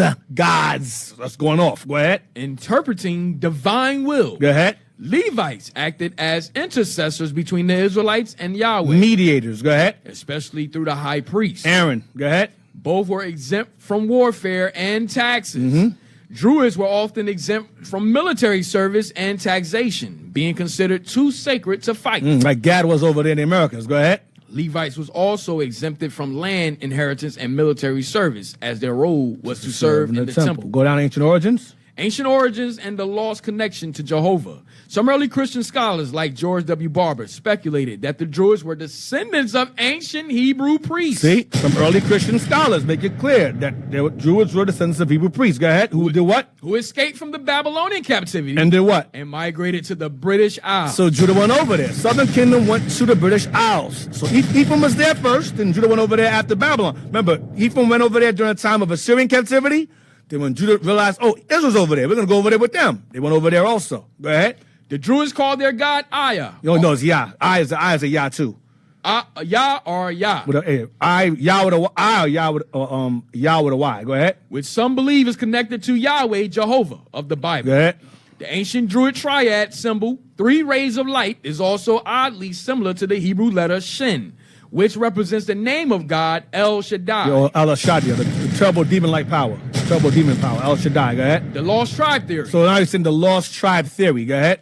Some historians and authors, like William Morgan in the British Kimry, argue that the Druids were descendants of the Levites, who migrated to the British Isles after the fall of Israel. Babylon. This theory was especially popular in the British Israelism movement. Go ahead. Movement of the 1800s. That's what they say it come from. But we read earlier that Israel went over there. Go ahead. Before this. Go ahead. Conclusion. Wow, mainstream historians dismiss these connections as speculative. The spiritual roles of the Druids and Levites are strikingly similar. This could suggest a lost ancient connection between the Celtic and Hebrew people. And we read that earlier, that there's a connection. Go ahead. Or that the Druids preserved pre-Abrahamic monotheism before polytheism took hold in Europe. They went from following God's laws and straight into madness. That's what we always do. Same thing. That's it. Now, get me our descent. Give me our descent. And get me Hosea, let me see how I want. Give me Hosea 9 and verse 3. Want that first? No, Hosea 9 and 7. What happened? Want that first or the book first? The scripture first. Hosea 9 and 7. The book of Hosea, chapter 9 and verse 7. The days of visitation are come. The days of recompense are come. Israel shall know it. The prophet is a fool. That's what happened with us. The prophet, the priest is a fool. Go ahead. The spiritual man is mad. Crazy, sacrificing, eating people and sacrificing children. We're crazy. Go ahead. For the multitude of thine iniquity and the great hatred. Our great hatred towards our God. It's the same thing. Now, give me the origin here. Get our descent. Get me page 11. I'm going to skim through. It's just bullet points. Page 11. Load up, load up, load up. Read that here. The 10 tribes became known to the ancient Greeks, Persians, and Romans as Sakae and Saxon. This goes back to Isaac. Go ahead. Or Anglo-Saxon. Anglo-Saxon is the same thing. Go ahead. For a time, they clustered around the shores of the Black Sea. Scythians and Sakae became interchangeable terms. So Scythians and Sakai became interchangeable terms. Go ahead. Being given to the same people. So get Colossians now. Scythians there. So Scythians and Sakai became interchangeable terms. Is where the word Saxon or Sac comes from. Saxon comes from. As in Anglo-Saxons. Colossians 3:11. Yeah, 3:11. The book of Colossians, chapter 3 and verse 11. Where there is neither Greek nor Jew, circumcision nor uncircumcision, barbarian, Scythian. Scythian, barbarian, those who couldn't speak the Greek or Latin language, or Scythian, who also couldn't speak it. Go ahead. Bond nor free. Bond nor free. Go ahead. But Christ is all and in all. Yeah, I mean, because he's in all Israelites. That's what it's referring to. These are all titles that Israel fell under throughout time, up until Paul's time. The Scythians were our people, as we're going to read here. Read on. Matter of fact, give me real quick. 2 Kings. 2 One second. 2 Kings 17. 2 Kings 17. And read verse 5. This is when Shalmaneser came to jump to verse 3, then verse 5 and 6. 2 Kings chapter 17 and verse 3. Against him came up Shalmaneser, king of Assyria. The king here, the him is King Hoshea of Northern Kingdom. Go ahead. And Hosea became his servant and gave him presents. Tribute. Go ahead. That's the Shalmaneser the fifth. Go ahead. Verse 5. Then the king of Assyria came up throughout. No, read verse 4. Let's get to the context. Read verse 4. Verse 4. And the king of Assyria found conspiracy in Hosea, for he had sent messengers to So, king of Egypt, and brought no present to the king of Assyria. So he was trying to align himself with the Egyptian king and go against Assyria. Go ahead. As he had done year by year. Therefore the king of Assyria shut him up and bound him in prison. Verse 5. Then the king of Assyria Shalmaneser, go ahead, came up throughout all the land. He besieged the land. Go ahead. And went up to Samaria and besieged it 3 years. He besieged it 3 years. Watch this. In the 9th year of Hosea, the king of Assyria took Samaria and carried Israel away into Assyria. He carried Ephraim away, Northern Kingdom away into Assyria. Go ahead. And placed them in Halah. Placed them in Halah. And in Habor. Habor. By the river of Gozan. Gozan, watch this. And in the cities of the Medes. And in the cities of the Medes. That would be like Iran in that area over there. Russia, Black Sea. That's the cities of the Medes. All on that area there. That's what that's going into. So now, I read it for a reason. Now read this here, next bullet point. Herodotus, too. Herodotus is long before British Israelism. That's why I'm reading this here. Herodotus was before British Israelism. Watch. Read on. Diodorus was before British Israelism. Go ahead. Pliny was before British Israelism. Go ahead. And Ptolemy was before British Israelism. Watch. State that these Scythians and Sakae, inhabiting the regions of the Black Sea, so we resided in the Caucasus Mountain. We resided there, in those areas. Go ahead. Are the same as those who came from Media. From where? Media. Go ahead. Across the Euphrates. Northern Kingdom. Northern Kingdom migrated into these areas. That's what we did. And as time went on, we migrated further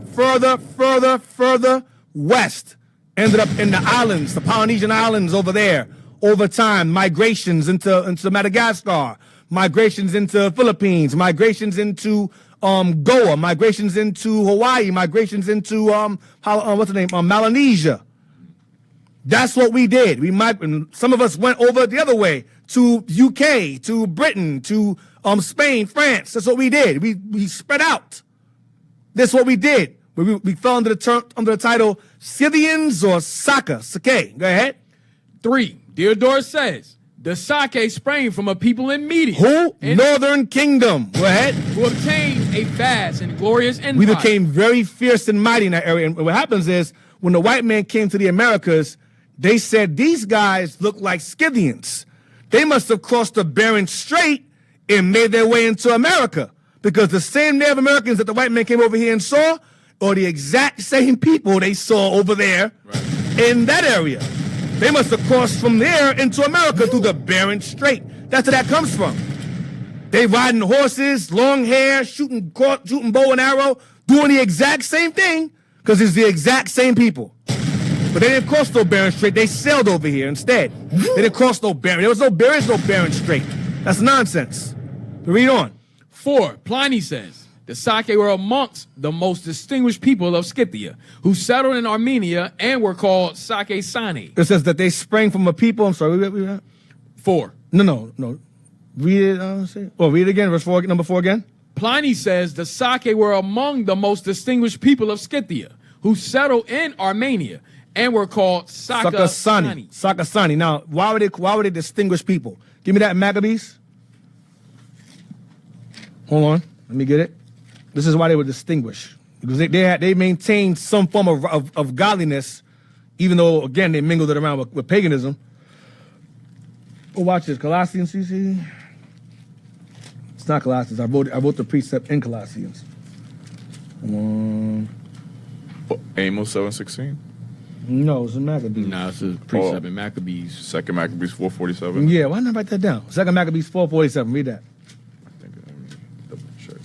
That's it. That sounds like it. Yep, that's it. All right. Read that. Second Maccabees, chapter 4, verse 47. And so much that he discharged Menelaus from the accusations, who notwithstanding was cause of all the mischief, and those poor men. So Menelaus was a wicked Israelite man that was pretty much exonerated from all the evils he was doing to his own people, to us. Read on. And those poor men who, if they had told their cause, yea, before the Scythians. If they had told the cause of what Menelaus did to his people to the Scythians, go ahead. Should have been judged innocent them, but he condemned to death. So they would have been judged, they would have dealt with the matter more righteously than the Greeks did, is what he's saying. The Scythians had some form of a moral code or biblical law among them.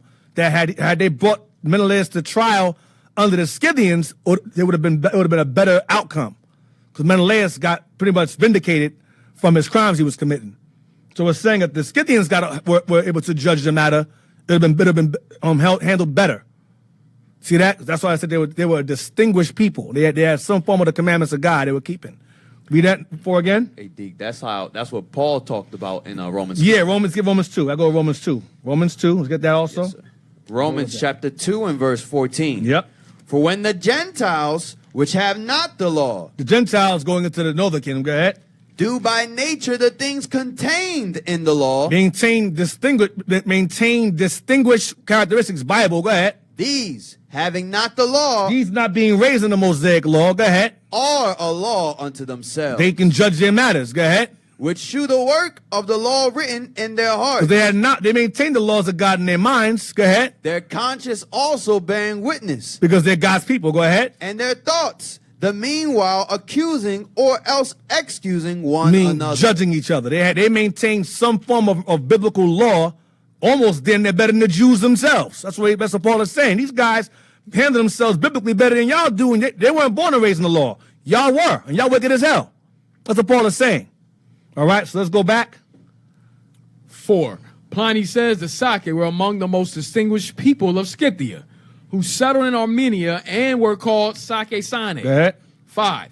He further states the Sakae were a Scythian race and came from Media. Right, that's Northern Kingdom. Go ahead. Our great heritage, Gerald, page 45. 6. Albinus is also before British Israelism. Go ahead. Said the Saxons were descended from the ancient Sakae of Asia. Go ahead. And in the process of time, they came to be called Saxons.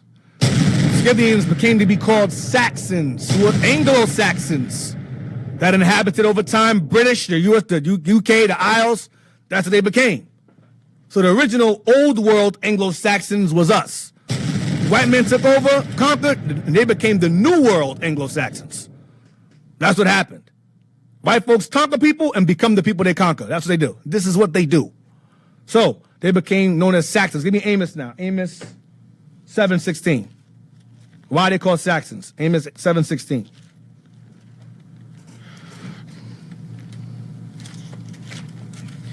Amos chapter 7 and verse 16. What's Deacon Abiel talking about? What is Deacon Abiel talking about, man? It's bothering me. I don't know what he's talking about. What report came up, but now it's bothering me, man. Oh, man, this guy, man. He ain't right, man. Oh, man, he threw me off my focus. The bishop's like, what's happening over there? Oh, God. All right. Amos 7, oh, man. Amos 7:16, man. Ah, God. The depression setting in again. Amos 7:16. Come on. Amos chapter 7 and verse 16. Read verse 9. Verse 9. And the high places of Isaac shall be desolate. Read it what? Read again. And the high places of Isaac shall be desolate. That's referring, this is Amos prophesying against northern kingdom. He's calling it the high places of Isaac. Go ahead. And the sanctuaries of Israel shall be laid waste. And I will raise against the house of Jeroboam with the sword. That's how you know it's northern kingdom. Isaac, house of Jeroboam with the sword. We're going to jump down to, read verse 10. Verse 10. Then Amaziah, the priest of Bethel. Bethel was northern kingdom's area. Bethel. Amaziah, the priest of Bethel, go ahead. Sent to Jeroboam, king of Israel, saying, Amos have conspired against thee in the midst of the house of Israel. The land is not able to bear all his words. You got to get Amos out of here, man. This guy is causing destruction with his mouth. His words is the problem. You know how people get mad at us and chase us out of cities like Kenya? It's the same thing here. People can't bear his words. We want this dude gone.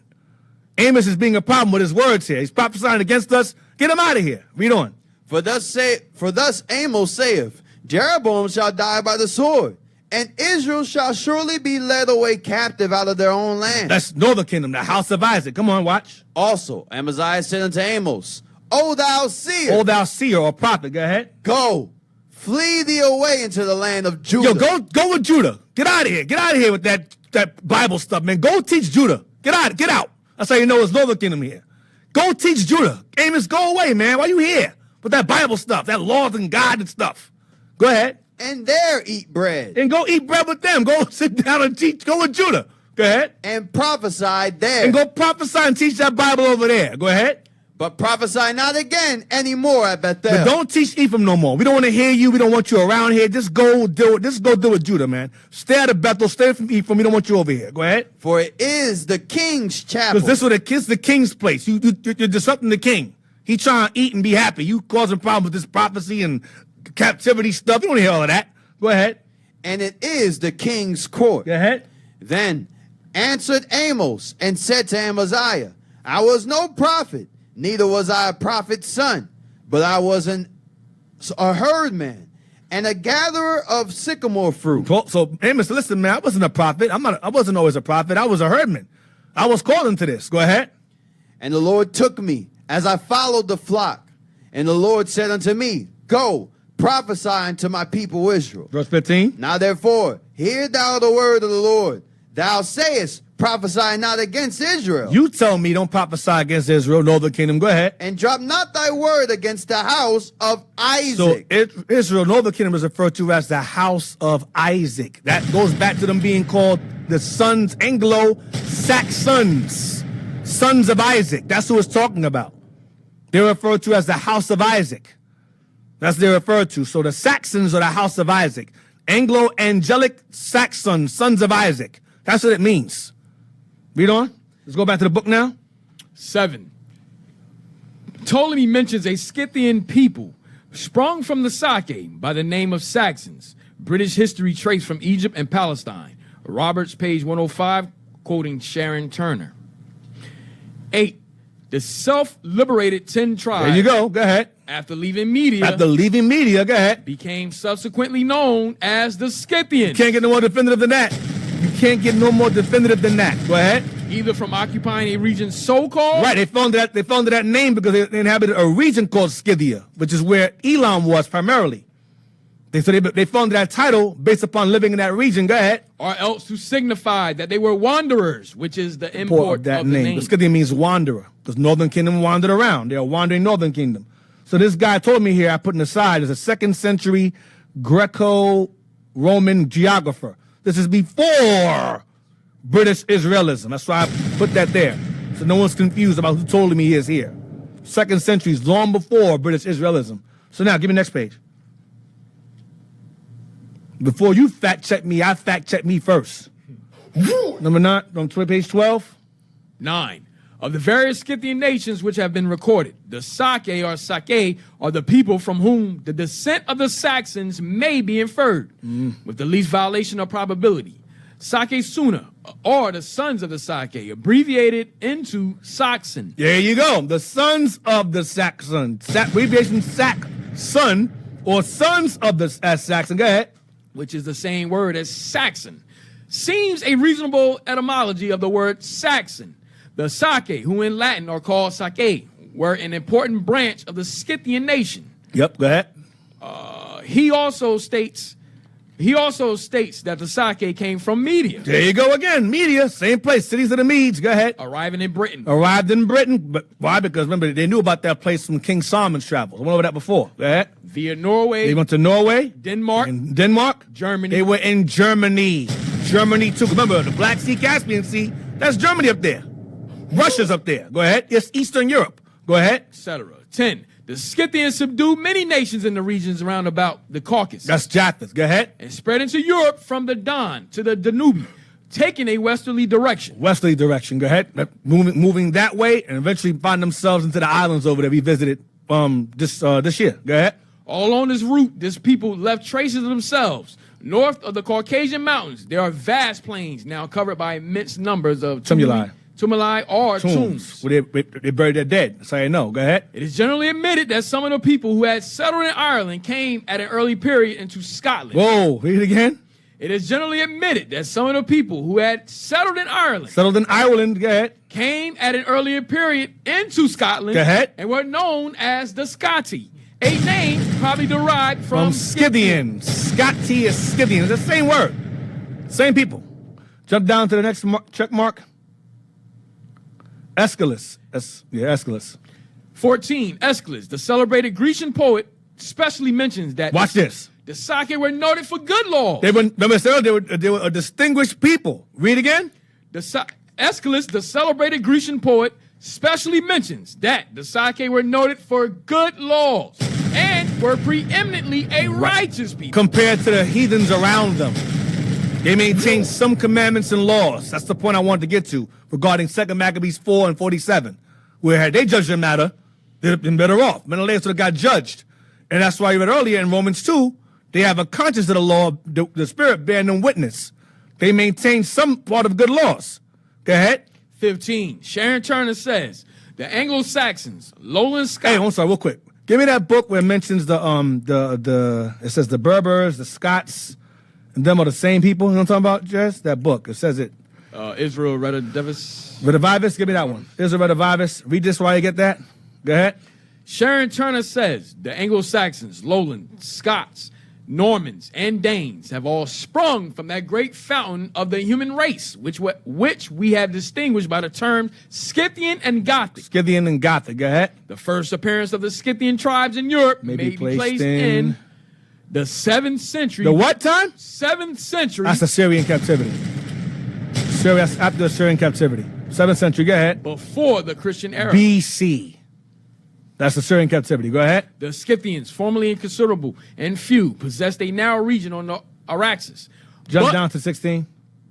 16. Dr. George Moore says the name of Goth, as already surmised, watch this, will probably transfer from Palestine. From where? Palestine. The name Goth was transferred from Palestine. Go ahead. To the neighborhood of the Caspian Sea. Watch. Where the Gittite. Oh, well, that name again. That name. That's why don't forget that name. That's the name that Septimius Severus went by. And his son's name was Geta. Geta, go ahead. That was Septimius Severus' father's name was Geta. Where the Geta, go ahead. And the Sakae. And the Sakae, go ahead. The Goths. The Goths. And the Saxons. And the Saxons. Are historically found together. Because they're the same people. They're the same as that people. Same people. Go ahead. 17. Again, Dr. Moore says the Sakae and the Gittite, who formerly invaded India. They formerly invaded where? India. That's Iran. Go ahead. Sprang from the same source as the Saxons and Goths of the West. And were directly connected with the Israelites. And were what? And were directly connected with the Israelites. Go ahead. Or with a people who employed their language. They speak in Hebrew. I'm telling you. This is war. You know what we're talking about. Go ahead. You got it what I want? Read that. Go down, go down, go down. No, it says about the Berbers. North Africa, it mentions them being the Berbers. Berbers and them, old. It's not that. That's good too. We can read that. But there's another one that says, it says Old World, Anglo-Saxons, and New World. Oh. It says Africa. Yeah. Get that book though, get that one. Go back to that one. That's fine. You know what I'm talking about? It's entitled something art. Yeah, an art. Something in art. Yeah. Something in art. Just type in art in the search, you should find it. Something in art. Yeah, portraits, pictures in art, passions of art, something like that. Was all the P. Oh man. Essays of art. Essays of art. Thank you. I was way off. Essays of art. That's it. Yeah. Essays of art. That's the one. There we go. Blow it up real quick. Regarding the Scotty again. Blow it up. No, that's not the one. That's on the page.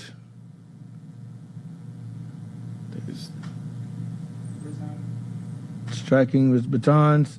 Nope, not that one. Let me see. Yep, that's it. Yeah, right here. Go down. Let me see. Read. Yep, read this here. Right here. Berbers. Berbers, who primarily peopled northern Africa. The Berbers were the Semitic Berbers.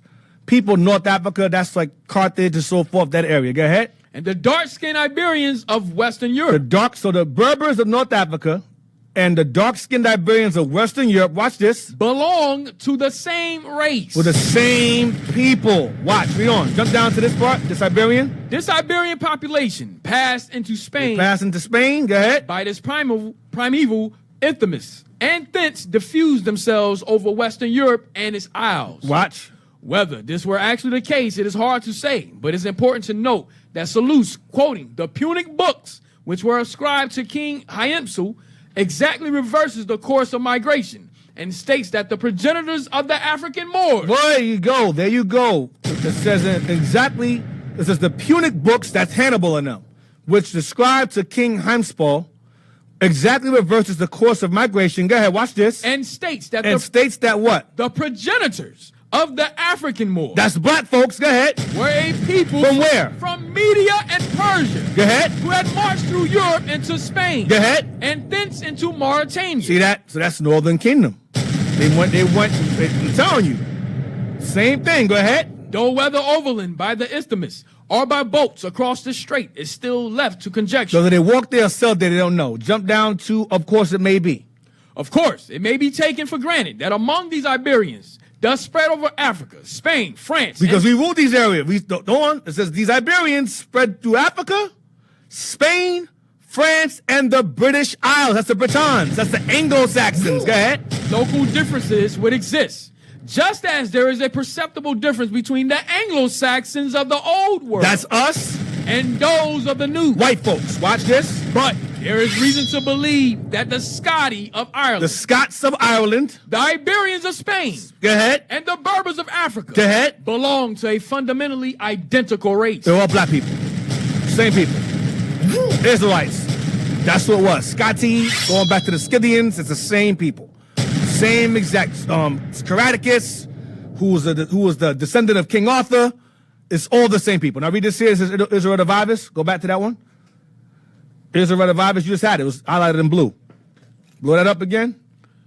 The Scythians, Getae, Thracians, and Goths, having thus been traced to one common origin, or as being rather different names for the same people, there can be no reasonable doubt but that these represented the descendants of the 10 tribes who had escaped from the Assyrian captivity. Yep, go ahead. It has also been seen that some of these migrated into Asia Minor, where Paul wrote to. Watch this. And thus joined the Greco-Israelites. They joined the Greco-Israelites that Paul was writing to. Philippians, Galatians, Colossians, Ephesians, Greco-Israelites, Scythians. Go ahead. In their colonies there. Who Paul wrote to. Corinthians, who Paul wrote to. Thessalonians, Paul wrote to. Go back to the book I want now. Back to the tent. Let's continue. Read that. 18. Duchalu, in his works, The Viking Age. Calm down, Annie. The Viking Age. Vikings. Go ahead. Vikings. Go ahead. Declares a careful perusal of the sagas, which will enable us, with the help of the ancient Greek and Latin writers, and without any serious break in the chain of events, to make out a fairly continuous history which throws considerable light on the progenitors of the English-speaking peoples, their migrations northward from their old home on the shores of the Black Sea, their religion, and their settlement of Scandinavia and of England. 19. There is no higher... I'm sorry. Go back. I'm sorry. I'm reading something. It says their old home on the shores of the Black Sea, their religion, and their settlement of Scandinavia and of England. Going back to that brother's point in the text earlier about them being in Scandinavia. Same thing. Go ahead. 19. There is no higher authority to these matters than Sir Henry Rawlinson, the father of Assyriology, Go ahead. who propounds that the Sakae, who were termed Gimri, by their Semitic neighbors, first appeared in the cuneiform inscriptions as a substantive people under Assaradon, about 684 BC.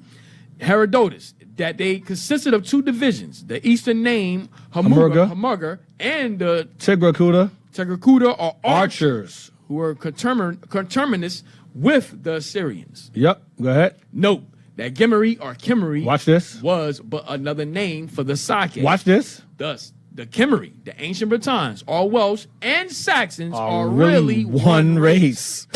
And the Gimri part here goes back to that word Gower or Gimmer we read earlier, which goes back to Hebrews.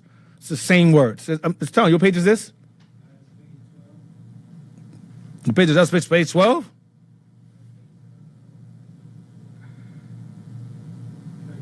All right. Go down, let me see. Hold on, let's see if I want that. That was 14 you just read? All right, read 14. Read a little faster. No, I don't want this. That's too much. Go down, go down. Let me see, blow it up. I'm sorry. Let me see Saxon's.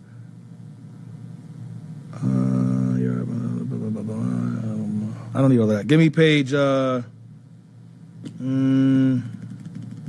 on. 17. 17. You got page 17? You said no? I don't have 17? Yeah, it went to 18 from 16. I go to 18. I said the 21. Y'all should have the 21. All right. That's weird. Okay, I'll bring it next week then. Blow it up. Let me see that. That's fine. It's meant to be. Crania Britannica, read that. In Crania Britannica, watch this. We are told of a cyst or borrow at Stonehenge. Where? Stonehenge. You know that big structure that's the known one of the world, the big old stones in a circle? Stonehenge. Ooh, spooky Stonehenge. Watch this. In which Remember earlier about the stones, King Arthur's buried under a stone, all that stuff. Read about that before? Watch this. In which were the remains of a druid, perfectly clad in his sacred garments. They found a druid buried by Stonehenge or in Stonehenge, perfectly clad in his sacred garments. Remember, the Druids played a priestly role. Watch. With a breastplate on his breast, the facsimile of that worn by the Hebrew high priest. Why is the Druid wearing the same garment the high priest is wearing? Why? Why is he wearing that? Because the Druids played the same role. They played the priestly role if they were not the Levites over there. That's why he's wearing the same breastplate as Aaron over there, because it's the same people. Go ahead. The worship of the Druids consisted of 3 great acts. First, the laying of his offense on the victim, a bullock, sheep, or goat. Second, the offering up of the life of that victim. Third, the expiation, as he believed, thereby affected. Go down. Let me see. Read incense burners. 11. Incense burners of clay are in the British Museum. Read verse on. Read the top, the long one. Go up to the top. Oh, our antiquarian? Yeah, antiquarian ancestors. Our antiquarian ancestors who knew very little respecting these monuments, dolmens, cromlechs, etc., and had few opportunities of comparing them with others in distant localities, who did not know what their true construction and destination were, and mistook the weathering effects on the capstones for channels artificially made, called these structures Druids' altars, and invented horrible stories of human sacrifices. Oh, so rumor has it that them sacrificing human beings is possibly a rumor. The Romans pushed that rumor that they were sacrificing bodies and so forth. So those altars, that Stonehenge, was a sacrificial altar that the Druids used to sacrifice animals. So so they put mystery behind it that they were sacrificing human bodies and they really weren't. So whether they did or did not, I don't know. But that's what they're saying, that is horrible stories of human sacrifices were invented by the so-called white man. For example, the white man says that Native Americans over here were sacrificing. Now, they were, but not all of them. All right, what page is it? What's this? Let me see that. Let me see. Oh, you found it? No, they had 17. Let me see. I want read. The Jews had their high priest. Here, go up some. Read the Druids had their. Let me see. I want that. Yeah, read number 2. Not bad. Read number 1. Let me read the whole thing. Charles Hubbard, 1825 AD, in his Religions of Britain, says, so near is the resemblance between the Druidical religion of Britain. So near is the Druidical religion of Britain. Go ahead. Of Britain and the patriarchal religion of the Hebrews. They go by father's line. Like King James line, they go by the father's line. Patriarchal, go ahead. That we hesitate not to pronounce their origin the same. The same. British, the same. Go ahead. Cassell's History of England says, the Druidical rites and ceremonies in Britain were almost identical with the Mosaic ritual. 3. The Druids had their high priests. Their priesthood was hereditary. Patrilineal. Go ahead. Passing from father to son. Like Aaron and his son. Go ahead. 4. Canon license speak of their Druids' views of the immortality of the soul. That's going into transmigration. That goes you dying and come back. Regeneration. Go ahead. Their perception of their being the children of the great God. Their perception of being the children of the great God. Israelites. Go ahead. As Kaiser informs us their traditional belief in the triune power of the Godhead. Yeah, the Father, the Son. There's no damn triune. Go ahead. The Druids writes Kaiser, 54 BC. The Druids writes Kaiser or Caesar. This is his writing about them. Go ahead. His commentary on them when he fought them. Go ahead. Make the immortality of the soul the basis of all their teaching. The Druids make the immortality of the soul the basis of all their teaching. Go ahead. Holding it to be the principal incentive and reason for a virtuous life. I mean you don't really die.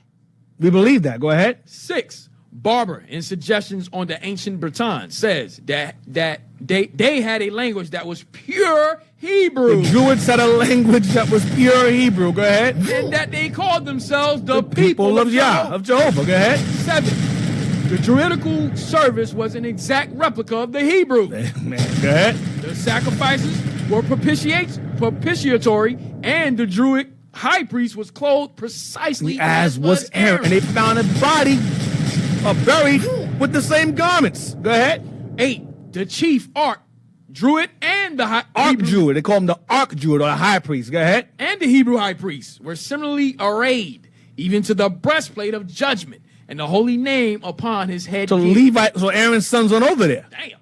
Aaron's sons went over there to Britain and became the high priest over there. Same thing, I'm telling you. That's it. That's all we got for this one. All right, 17. 18, cranium, I read that already. We read the bottom part on breastplate. Read that already. If you went backwards. Go to, let me see. Get me, real quick, give me, I didn't send it to you either. Give me Deuteronomy 28, verse 37. I'm going to send it to y'all. Got about 10 more minutes. I'm going to go 10 more minutes and wrap it up. 28, 37, hold on a second. Let me send it to them. Y'all go ahead. I'll send it to them. Should I read it? Yeah, hold on a second. Hold on. Confirm sectors and goths. Off-the can you had something, right? Why Deacon get that? No, that's I mean, I'll bring it up. I was reading something else here. I don't even know it. Yeah, it's all right.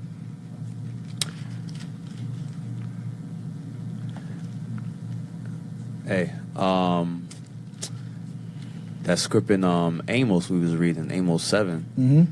When we just read about the Amaziah, that priest that was talking to Amos. Tell him to get out and go. Yeah, that priest was Dan, because he was a priest of Bethel. Yeah, that's right. That's why the next chapter it says that swear by the sin of Dan, thy God liveth. Wow. So that was Dan that was saying that to him. I sent to y'all what I wanted, what y'all need. All right. Read this first. Well, give me Deuteronomy 28 first. Yep. 28, 37 first. Because these names I read about, Geta, Saxon, Sakae, Goths, Scythians. This is all going back to the scriptures of the curses we fell under when we got scattered throughout the four corners of the earth. Bretons, Berbers. These are all bywords. 28, verse 37.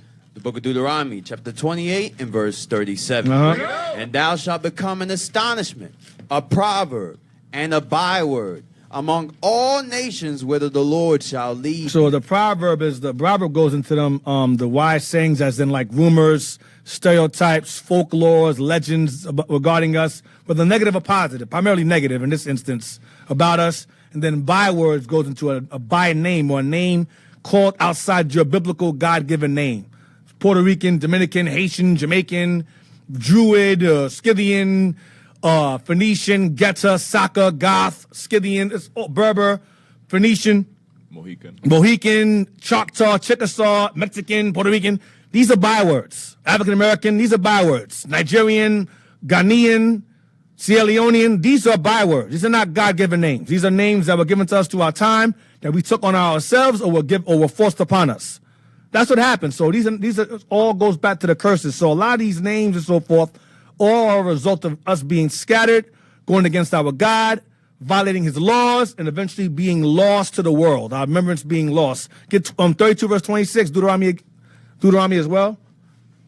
So all these names and so forth led to this. Eventually led to this, not only regarding all nations acknowledging it, but us ourselves. 32 verse 26. The book of Deuteronomy, chapter 32 and verse 26.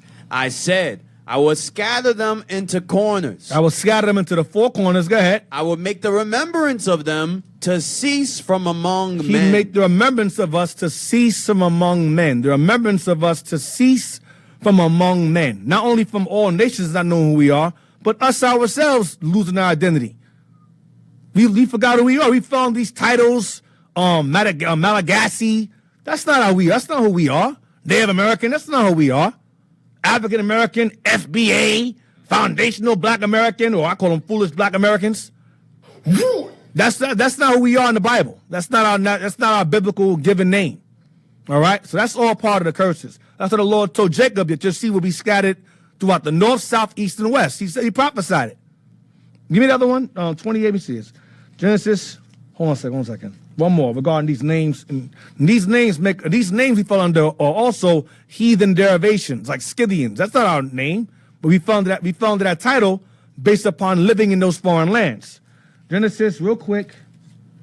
It is 20. Hold on.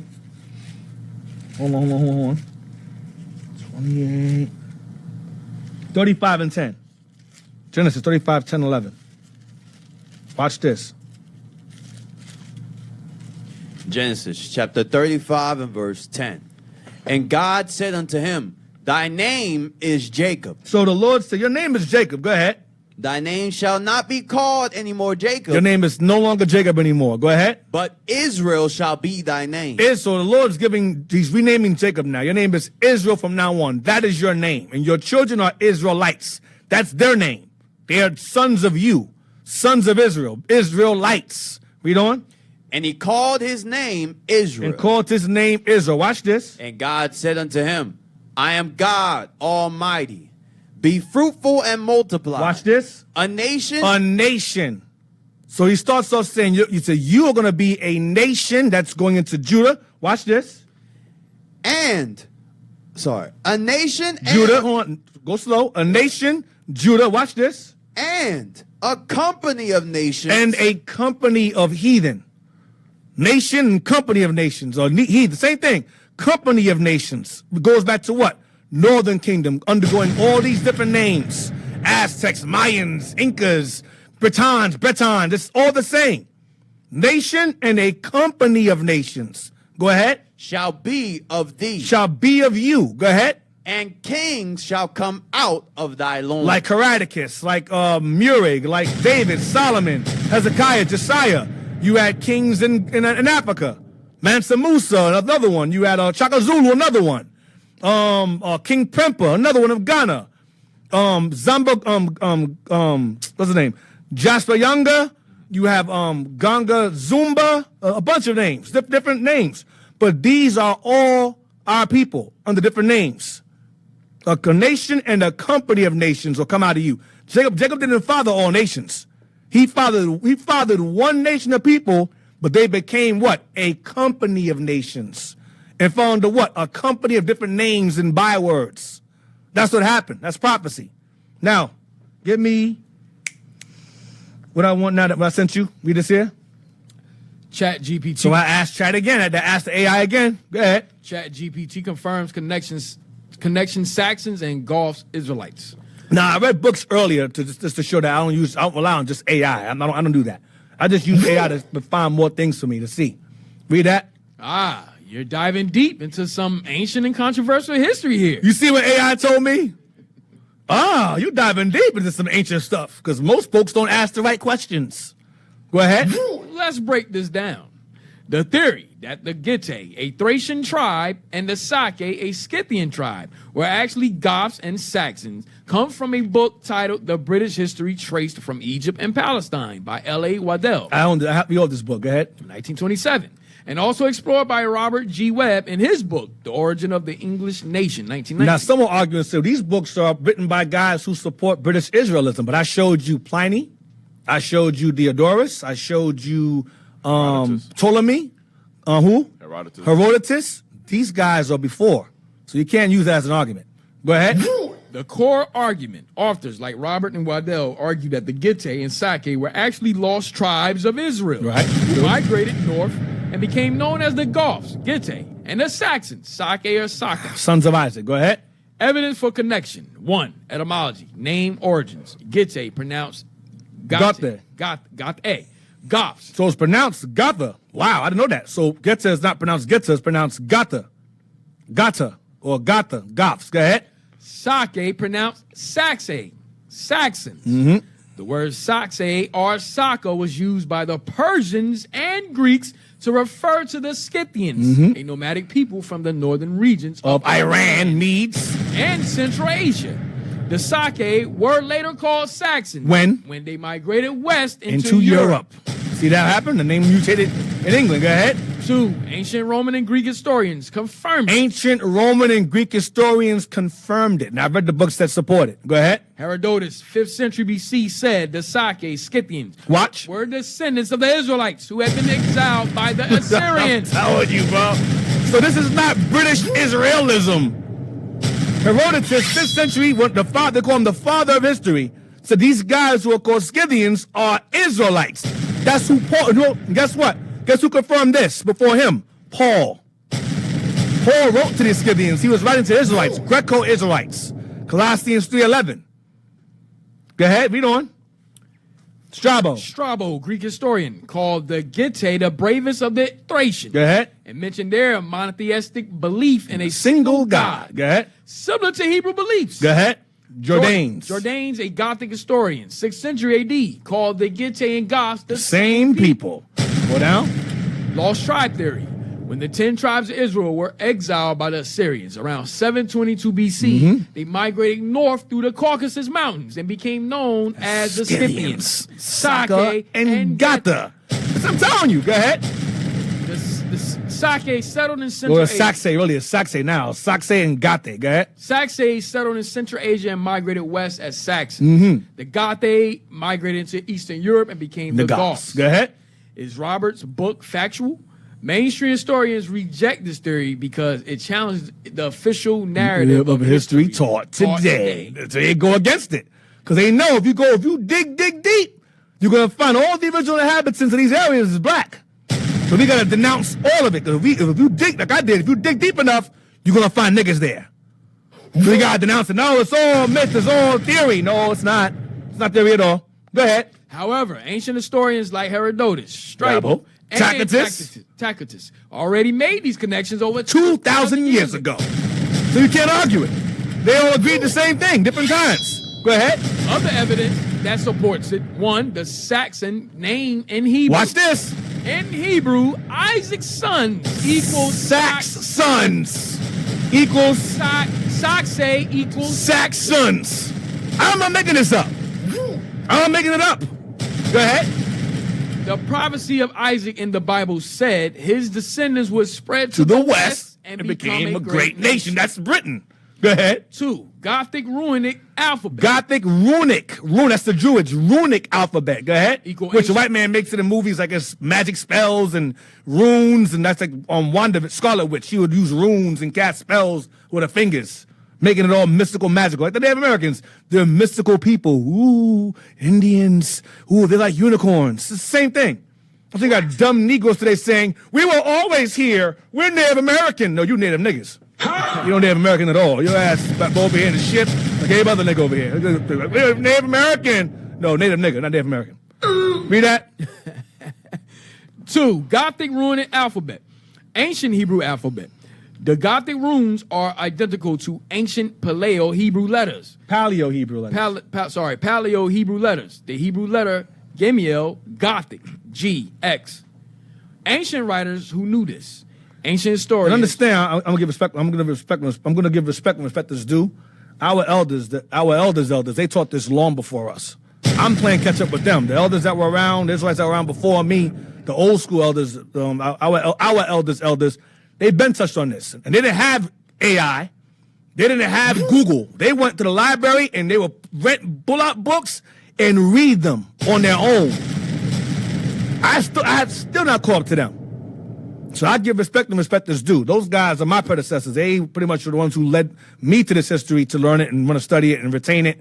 Their minds are way beyond mine. These guys on a different level. God used some guys in terms of history on a higher level than me. But all praise to the Most High for them regardless. Despite where they are now, the Most High used these men to build the foundation of history that we were never taught in school. So I give respect to those elders regardless. Go ahead. Ancient writers who knew this.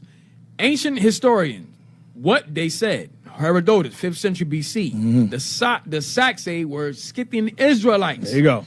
Strabo, 1st century BC. The Getae were one of the most ancient and pure races. Mm-hmm. Jordan, 6th century AD.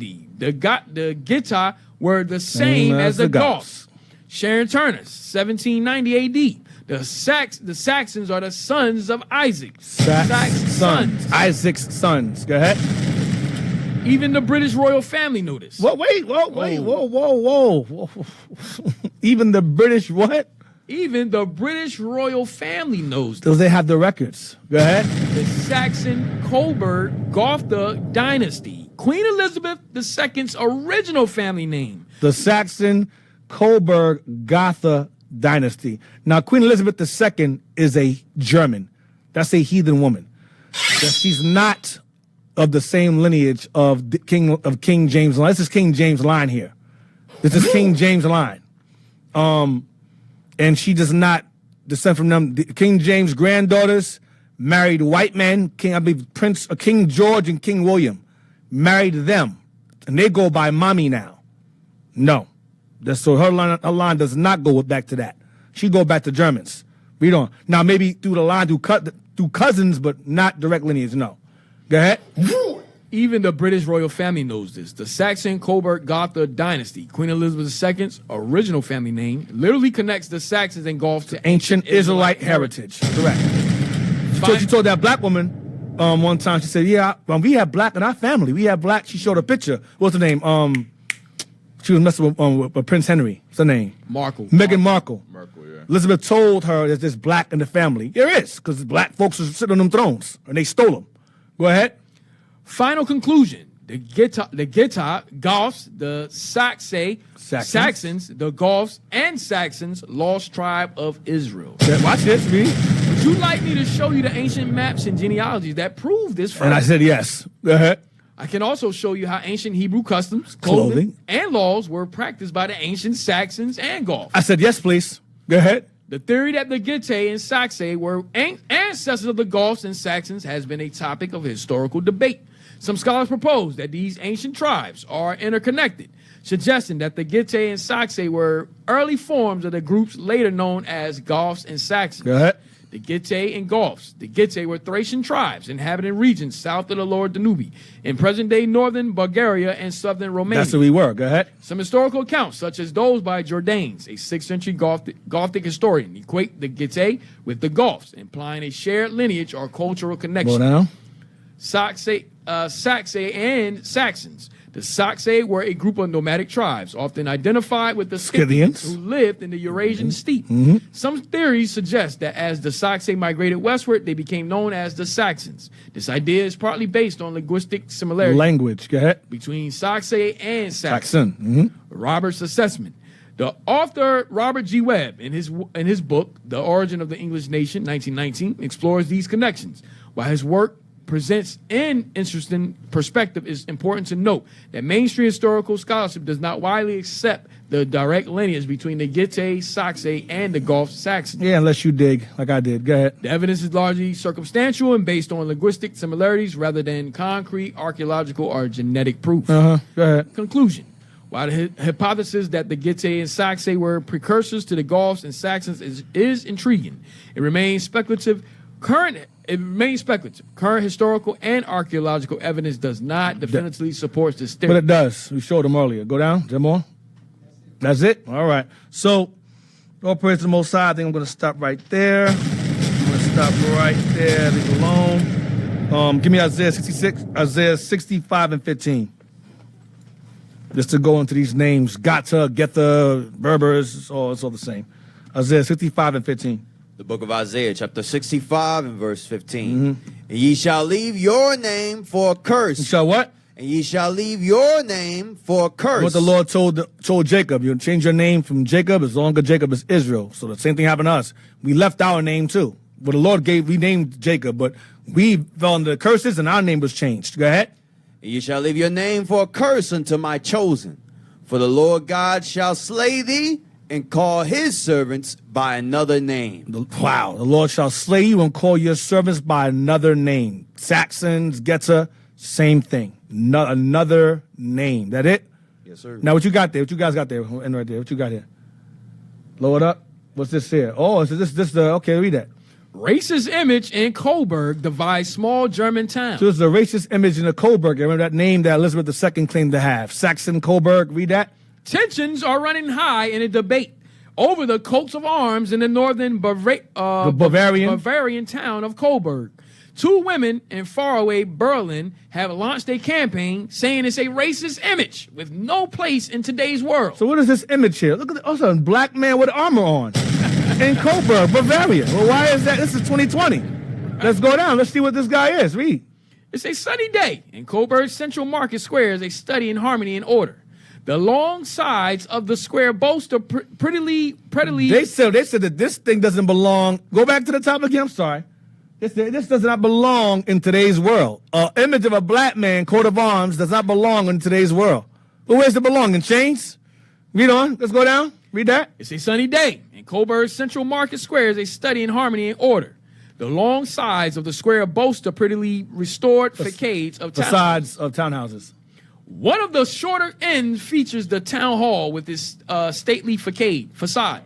To round off the scene, the tranquil sound of fountains splashing can be heard from around the paved square. Okay, got little water fountains rolling around. Go ahead. Okay. A beautiful summer's day indeed, but something is amiss.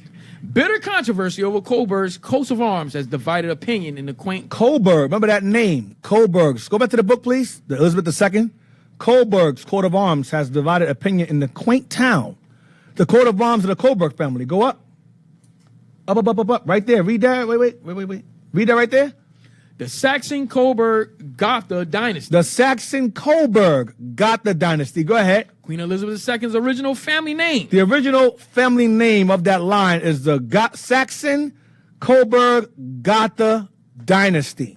So you have a Coburg family coat of arms in that area. Go back to the article again. Which changed that to Israelite heritage. They got a black man coat of arms under the Coburg family. Go down, read on. Critics are arguing that the crest includes a racist depiction. So the crest of a Negro in armor is a racist depiction of the Coburg family. Go ahead. St. Maurice, also known as the Coburg Moor. Whoa! St. Maurice was known as the Coburg Moor. Look at that. Go ahead. Is a black man with attributes clearly viewed by the creator as stereotypical for the people of black Africa. Thick lips, a slight underbite, and frizzy hair. Woolly hair. As well as a large Creole earring. A large Creole earring. Go ahead. The image can be seen throughout the town. Oh, man, look at that. Go ahead. Featured on facades, signs, and every couple of meters on the top of manhole covers. Look at that. Damn. Look at that. They can't say as a white dude. Go ahead. Got this racist image in Coburg. Coat of arms, what? It says what? Read that? The Omni what? The omnipresent Moor's head adorns the gate to Coburg's town hall. Why is there a black man's head on the gate of a town hall in Coburg?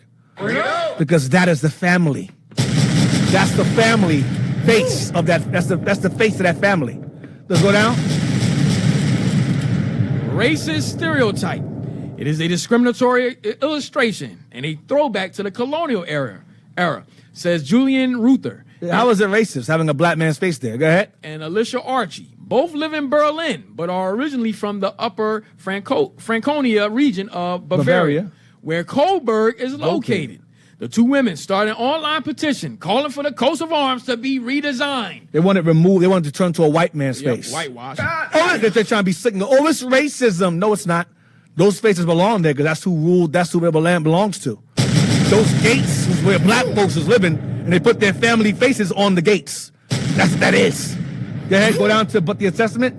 But that assessment leaves many in Coburg shaking their heads in disbelief. They're like, why? Go ahead. One local woman ask if Ruther and Archie just have a little bit too much time on their hands up in Berlin. White people saying, well, you guys are too idle. These things belong here. White people understand that black folks rule that area. They say, you guys want these things down? Why? They belong there. That's who had these land in the first place. That's who ruled here. Why you want them to move for? Read on, I was going to say it. Hopefully, I ain't read it yet. Go ahead. Another resident said the Moor is part of what Coburg is all about. Oh, my God. Go ahead. And that is the way that it should stay. That belongs there. Because the Coburg family, that's black people. Go ahead. Down at the mayor's office, the tone is similarly undiplomatic, with the whole debate dismissed as pointless. Leave the black people images there. This was theirs anyway. We here now. So what? Big deal. Go ahead. After all, how can anybody speak of Coburg as racist, given that the patron saint of the town, a figure of veneration, is black? So there are black men, they repping out there. They repping. Why? Because, listen, America's a bubble. We've been to these areas. We've seen it with our eyes. They said, listen, what's the point? We're moving for what? We reference the black saint over there because we rule that area. We rule Bavaria. And our families, our crests is all put there. This is black made. This is black. Black folks put this here. We rule these areas. Look at that. That's in the ground. Is there more? There's a German town. We showed earlier, we migrated into Germany. Is that it? It says honor and discrimination. Go down to it. It says, this is why Habel believes.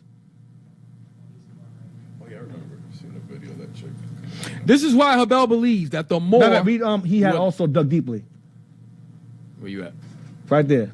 He had also dug deeply into the background of the Moor and is convinced that the figure symbolizes Saint Maurice, a black African Christian legionary who was executed for his commitment to his faith. He wouldn't kill his own people. That was Christian. Go ahead. This is why Habel believes that the Moor in Coburg's crest is absolutely inoffensive because of the esteem and high regard that it expresses for the saint. Then it has on the bottom, Afro-German politicians are pushing for change, whatever that is. That's Negroes in Germany. So the point is that we rule these areas, and we left behind our images. You see right there, that's some also. But the white folks always say, it's St. Maurice. I doubt that's St. Maurice. That's probably more than likely not St. Maurice, but some other black man. That's the Habsburg family crest. Right? That's the Habsburg family crest. Go back. That's the Habsburg family crest right there, the two eagles. That's our crest as well. That was a royal family that ruled Germany. Black folks that ruled Germany. Habsburg, we ruled Germany. So we're going to go into all of that, Lord's will, in time. We're slowly leading into that, images and so forth. Like I said before, y'all, Lord's will, life lasts. I'm going to open the vault. Because when Putin opened the vault, that vault was tiny. We got a freaking museum. IUIC got a museum full of things for y'all to see. So y'all ain't seen nothing. Putin showed y'all a piece of what we have. All right, so the Habsburgs also had kings in other countries too, like Spain. Yeah, yep. And that's our family. That was us ruling these areas. So Lord's will, y'all stay tuned. We got more for y'all. I'm gonna end it on that because I don't want to get too much. I'm going to just fall back. All right, so all praise to the Most High. Shalom. Hope you guys enjoyed the lesson. Most High, we went a little over, but all praise to the Most High anyway. Shalom, Most High, Christ bless. All right, Israel, give it up, give it up, give it up. All praises. I'll run through these announcements really quick. Israel, make sure you subscribe to Our Hidden History on YouTube, all right? Hit the notification button so you know when we go live. Subscribe to our Philly channels also, IUIC Philadelphia and IUIC Philadelphia in the Classroom to get the latest content from IUIC, from the deacon and captains of IUIC Philadelphia. You can donate to Our Hidden History on PayPal, too. IUIC.Philadelphia@IsraelUnite.org. In the comment section, put OHH. Donate to the Booster Club. You can donate to the Booster Club on PayPal, too. IUIC.fundraising@IsraelUnite.org. Last but not least, subscribe to IUIC TV to get exclusive content from the leadership of IUIC. Next. All right. Missing persons. That was a lot. He reading fast. You can relax, man. You can relax. They got a message for me. Oh, man. All right, go fast. Adi Johnson, age 13, African-American, hair color brown, eye color... Down it again. Oh, wait, it is right. Hair color brown, eye color brown. Height 5'4", 145 pounds. She was last seen June 21st. She was last seen wearing a multicolored shirt and black leggings. All right, so if you do know of her whereabouts, let it be known. Next. Land Fund. Donate to the Land Fund on PayPal too. IUIC.nationhood@israelunite.org. In the comment section, put land. Next. And Shalom, we're seeking your assistance to enhance our national broadcast. Kindly spare a minute to provide provide feedback by answering 5 brief questions. So pull out your phone, hit that QR code. All right, that's it, Deacon. All praise to the Most High. So those will see y'all again. Hope you guys enjoyed the lesson. We got more for y'all, some more stuff for y'all. So stay tuned for that. Shalom. Most High in Christ bless. See y'all again. Lord's will. Shalom. Shalom.